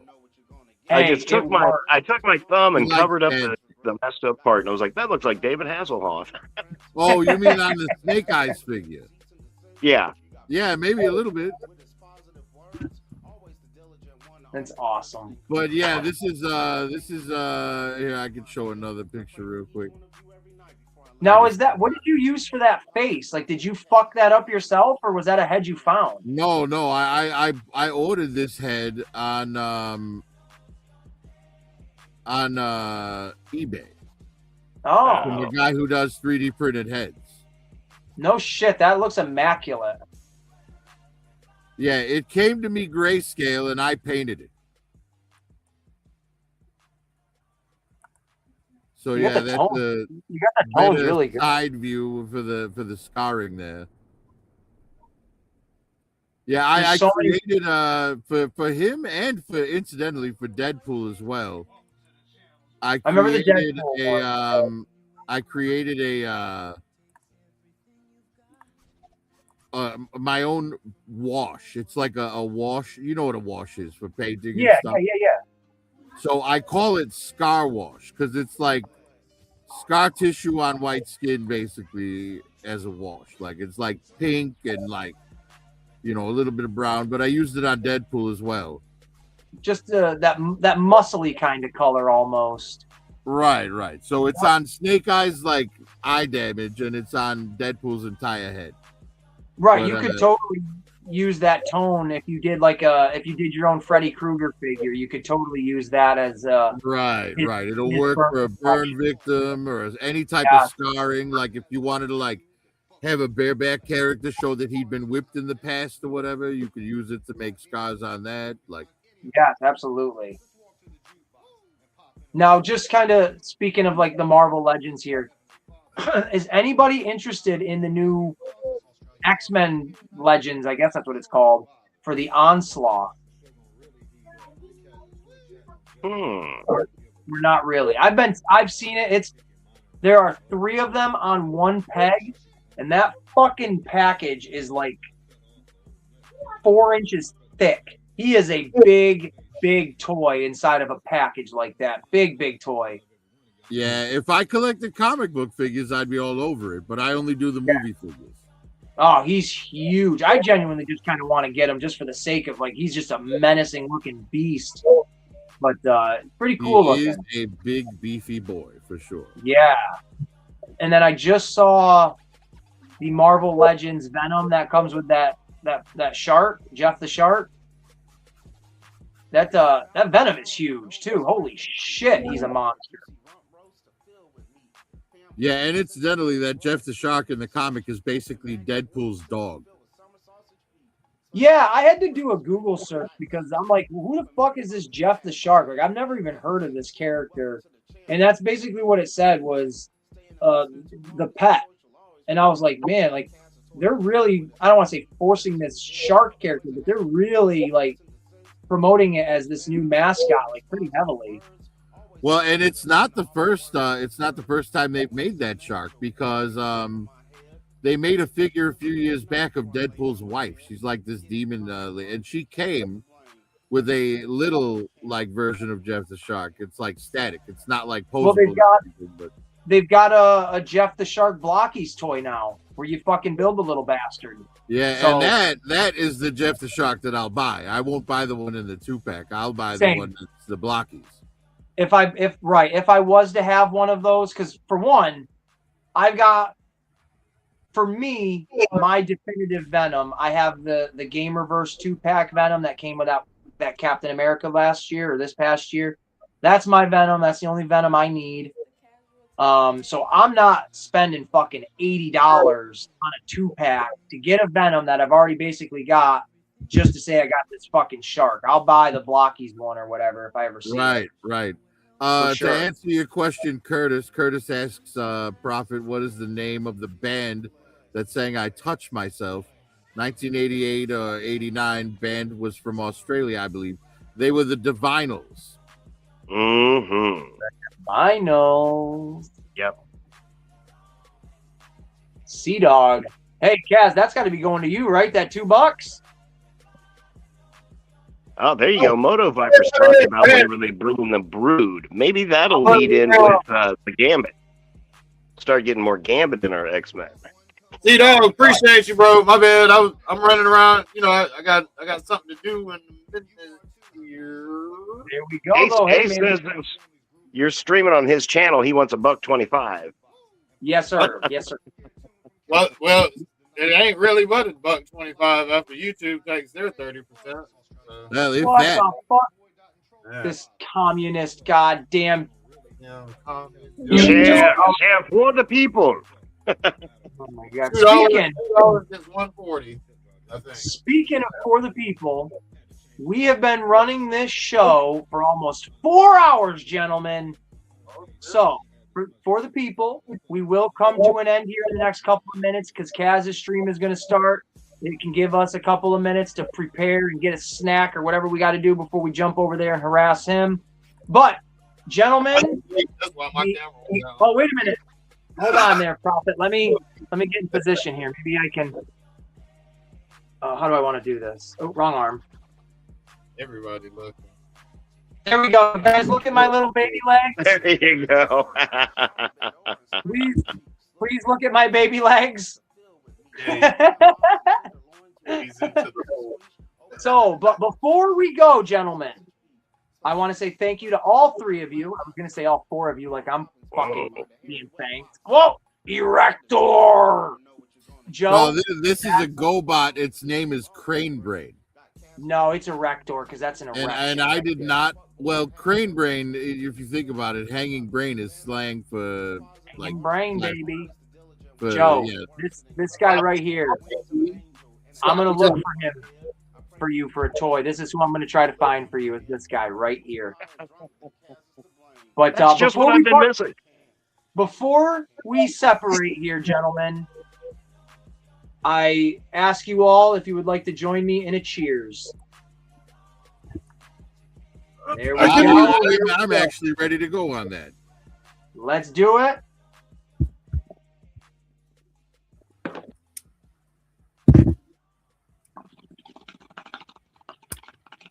Awesome shit right there. That was a bromance. That was a bromance. Now, Prophet, Have you seen? I know you said you were going to eventually see Spider-Man, but do you plan on seeing it at all over the weekend or no? I'm going to see it as soon as it's available the way Bruce likes to watch it.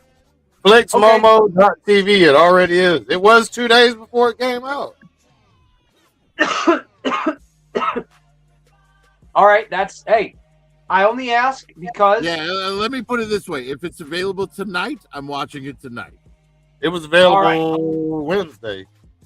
Choice. All right, so if you do watch it, and this is to you, Prophet, to Kaz, and to Joe specifically, because you guys are all here, and Joe and Prophet, you might see the movie before the weekend is over. So if you have, on Monday, I'm going to be doing the live stream of like the spoiler discussion, and you guys collectively are definitely more than welcome to come back and fill up the panel. Prophet, Joe, you guys already know that. Can you put that link in the private chat? Yeah, there you go. There you go. Curtis, if you've seen the movie, you can come on too. I will max out my chat at 6 people. Or no, wait, 1, 2, 3, 4, 5. Yeah. So Curtis, if you come on, that'll be 5. We're cool there. And if there's another Spider-Man viewer that has seen it by then, let us know and you can come on too. So yeah, definitely, Curtis. Definitely. I love talking movies with you, dude, for sure. And you know what, Ace? I actually have the Punisher from that movie showing up in Marvel Legends form to my house on Tuesday. Oh, hell yeah. There we go. Now, by then, which Marvel Punisher? The one the newer one? Yeah, with the short sleeves and the beard and the alternate screaming head sculpt. So, this past week, it was Tuesday, I saw that Punisher in my Target, and I knew old AC Boy wasn't going to be able to buy it because there was a lot more stuff up on the batter's box that I had to get before then. So I went and I took that Punisher figure and I hid it. When I went back into Target as of yesterday, he was still in the hiding spot. So hopefully by next week when I go back to work, he will be actually tomorrow. Fuck it. I'm paying my rent tomorrow, and depending on what I got for little expenditures, maybe I'll go over and grab him because that Punisher is a really, really good version of him for sure. And he's got all the cool weapons, and he's got that's the one thing, I've said this a million times, my action figures, I want them to have a facial expression. I want them to look like they're in action. I want them to be, ready to go. In this chair, put it on there. So, but other than that, we could go on for much longer because I never stop talking. Kaz's stream, Flex Friday, is literally going to I say literally going to start in 7 minutes, but you got the song that they're going to play. I'm not sure which one he's playing tonight, but that's going to be a good 3-minute song. And then, like usual, when Kaz and Bruce start their streams, they always go like a minute or two muted because they don't realize that they're muted. So the show's going to start in like 10 minutes or so. You got about 10 more minutes, folks, if you want to get over to the Kaz's stream. And yeah, there you go. There you go. Make sure you hit that like and subscribe button on the way in because you very much could be too tipsy on the way out to remember to do it. And yeah, man, I know I'll be over there. But once they start talking about Spider-Man and possibly spoiling it, I'm going to throw my phone as hard as I can at the wall so I can avoid spoilers. We won't. We won't. All right. We'll see. So, but other than that, the Flex Gods, they got the rest of the night and the rest of the enjoyment. So there you go, folks. You're welcome, brother. You're welcome. And as always, we were rocking that Flex and fucking Casual Toy Chat hat right there. That's what we do. And then we got the Aces Play shirt on. So cross promotions. That's what we do. Even though you had the hat backwards the whole goddamn night. I gotta have it backwards. I got a funny shaped head, and when this looks weird. This looks weird. It's just weird to me. But hey, it's there, and you know what? I take the time out of the video. You know I'm kidding around with you. You know what? Where's one of I got one of your business cards somewhere. Out of anger and out of my communist frustration, I'm just gonna rip it. I'm gonna rip it right now. I'm teased. I like to tease because y'all are just Kaz hookers out there. He's gonna smack you for not wearing his shit right. Yo, It's a uniform. God damn it! Good thing you got Hinderer shirt because his head was about to pop. He needed some fucking Kaz merch, man. He was gonna lose his shit. I busted his merch cherry, his YouTube merch cherry. Yes. I Now he guarantee wants everybody merch. I guarantee when he jumps on your stream tonight, he's gonna be wearing that shirt. 100%. No, he don't wear it. He don't wear it. He just have it hanging in the background. He ain't wore that. He said he did. He wore it to Metroplex, I believe. The Metroplex show. Okay, all right. So, and you know what? If I jump on the stream tonight, I'll be wearing that. I'll be wearing it. It's right there. It's not mandatory. I'll just be fucking around. No, it's gonna fucking happen. It's gonna happen, man. Just like I told you they had gave me 6 small. I ordered 10 extra large, and they sent me 10 smalls. So I was trying to give them away today in the neighborhood. Like, hey, you wear a small? You wear a small? I don't know who to get. Man, just tie them in a rubber band one at a time, drive down the street and just toss them out on people's stoops like you're the fucking paper boy and just, there you go. There you go. I should buy a tank of helium and launch balloons with the t-shirt tied to the balloon, and wherever it lands, it lands. Yeah. That's a new idea. Hey man, we got to capitalize on this marketing of our own, shit, because it ain't like back in the day. You ain't got to buy a TV spot now. All you got to do is make your own merchandise on Temu, and boom, you're golden, baby. I'm gonna start taking all my milk jugs and putting the business card in it, throwing it in the creek, in the oceans and shit. No, not even kidding you. I'm not even fucking with you. I took a handful of my new ones the other day, and I was slipping them at Walmart into the top of the cereal boxes. So when people buy cereal and they open up the fucking thing, there it says Aces Buddies. I don't give a fuck, man. Here, take it. Woo. Oh, wow. That's fun. I don't give a shit. There's a Kaz, surprise. what was the site that you said Brand New Day was on? Flix, FLIX MOMO .TV. Momo. Yeah, man. Yeah, just you mentioned that. I went over there, typed it in. Boom. Of course, McAfee keeps jumping up every 10 seconds. This is a suspicious site. I don't even use antivirus. No, It actually, the antivirus shit slows your computer down, actually, because they scan everything you do. Oh, I know. Well, I'm using my daughter's computer, so I put all that on there anyway. I was like, I'll use this for StreamYard. Here, take that VR helmet thing. We'll trade. And somebody to look over everything you got, everything that happens on your computer. I'm good. Yo, they need to make. Yeah, I'm 100% watching this tonight. Hells to the yeah. So let's go for Monday's conversation then. But they need to make a virtual reality, like streaming. Oh, I can watch this in VR too, because there's VR theater. If you guys haven't messed with the MetaQuest, ooh, it's fun. I had the Oculus, but I don't have any of that newer shit. Oh yeah, the MetaQuest. I could. Zoe plays in it I got to pull her out of there, but yeah, just sitting and watching YouTube with the thing on is a trip. It's fun. Well, the funny thing is, I've said this before, and I'll say it again. If the holodeck from Star Trek: The Next Generation was a real thing, the human race would die out. Because everybody would just be in the holodeck, like banging hologram people all day, right? You could go in there and like literally hook up with anyone you want ever. Like any Hollywood starlet you think is attractive, boom, hologram of it. You can go in there and bang it. Yeah.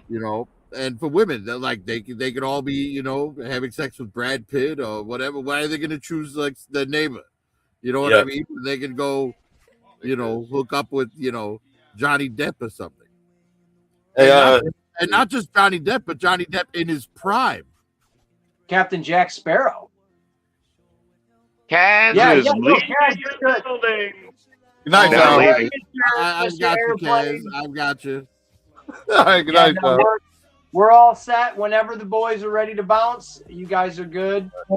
For sure. Appreciate it, gentlemen. Very, very much appreciate it. And cannot wait to jabber. Prophet's the last one out of here. I thought you would have been the first one.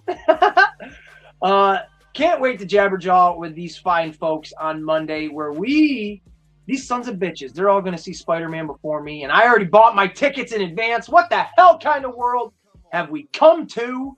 I'm super excited, though. Prophet's watching Spider-Man tonight. Kaz has already watched it. Joe Prime is going to possibly watch it on Sunday. I'm going tomorrow.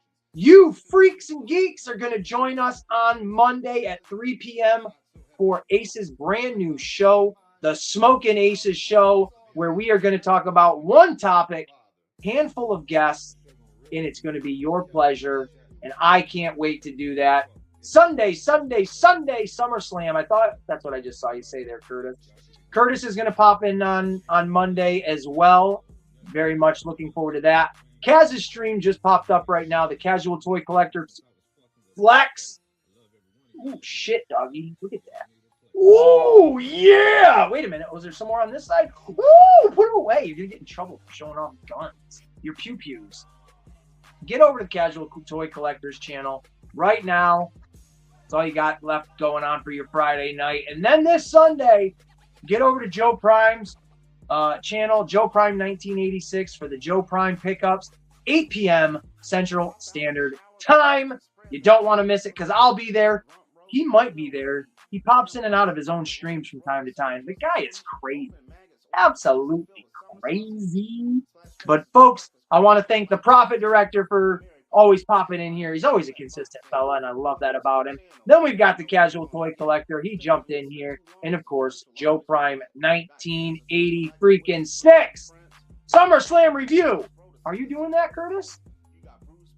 On Sunday? SummerSlam? I haven't watched anything for SummerSlam. I'll watch the highlights when they play them on YouTube. ESPN literally shows that shit moments after it happens. So that's when I will personally when I will watch that. But if you're doing a SummerSlam review on Sunday, I'll tune in. I'll watch it and talk and listen and all that stuff for freaking sure. For sure. So there you go. If you're a wrestling fan and you're interested in that, Curtis Schultz, Star Wars Squawk Box, check them out. Hells to the yeah. Other than that, folks, this has been a 4-hour conversation. I am hungry as a little hippo. I'm going to go check out Kaz's stream. I'll be over there. I'm going to go make some pancakes. Yes, I said pancakes. It's what I've been craving for the longest time. My hands are shaking. My body's quivering. I need some syrup, some sweet, sugary syrup. So, ladies and gentlemen, thank you all so much for watching the Ace in the Hole variety show. What's going on? Because it's literally been about guys, what's going on with me, what's going on with us. And that's all I got. So until next time, I hope all of you have an amazing, amazing night, an amazing weekend. We'll catch you here tonight. Kaz is tomorrow. Kaz will be going live again. Sunday, Joe Prime will be going live. Sunday, Curtis might be going live. And Monday, I will be going live. This shit's out of control. Someone needs to stop it, but they can't. And other than that, thank you guys again. Love, peace, and pizza grease.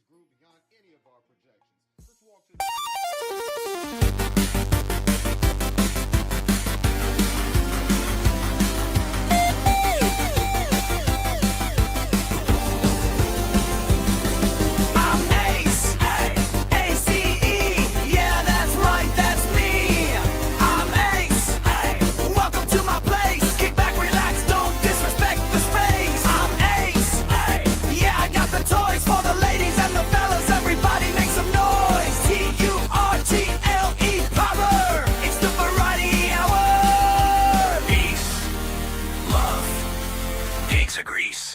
Welcome to my place.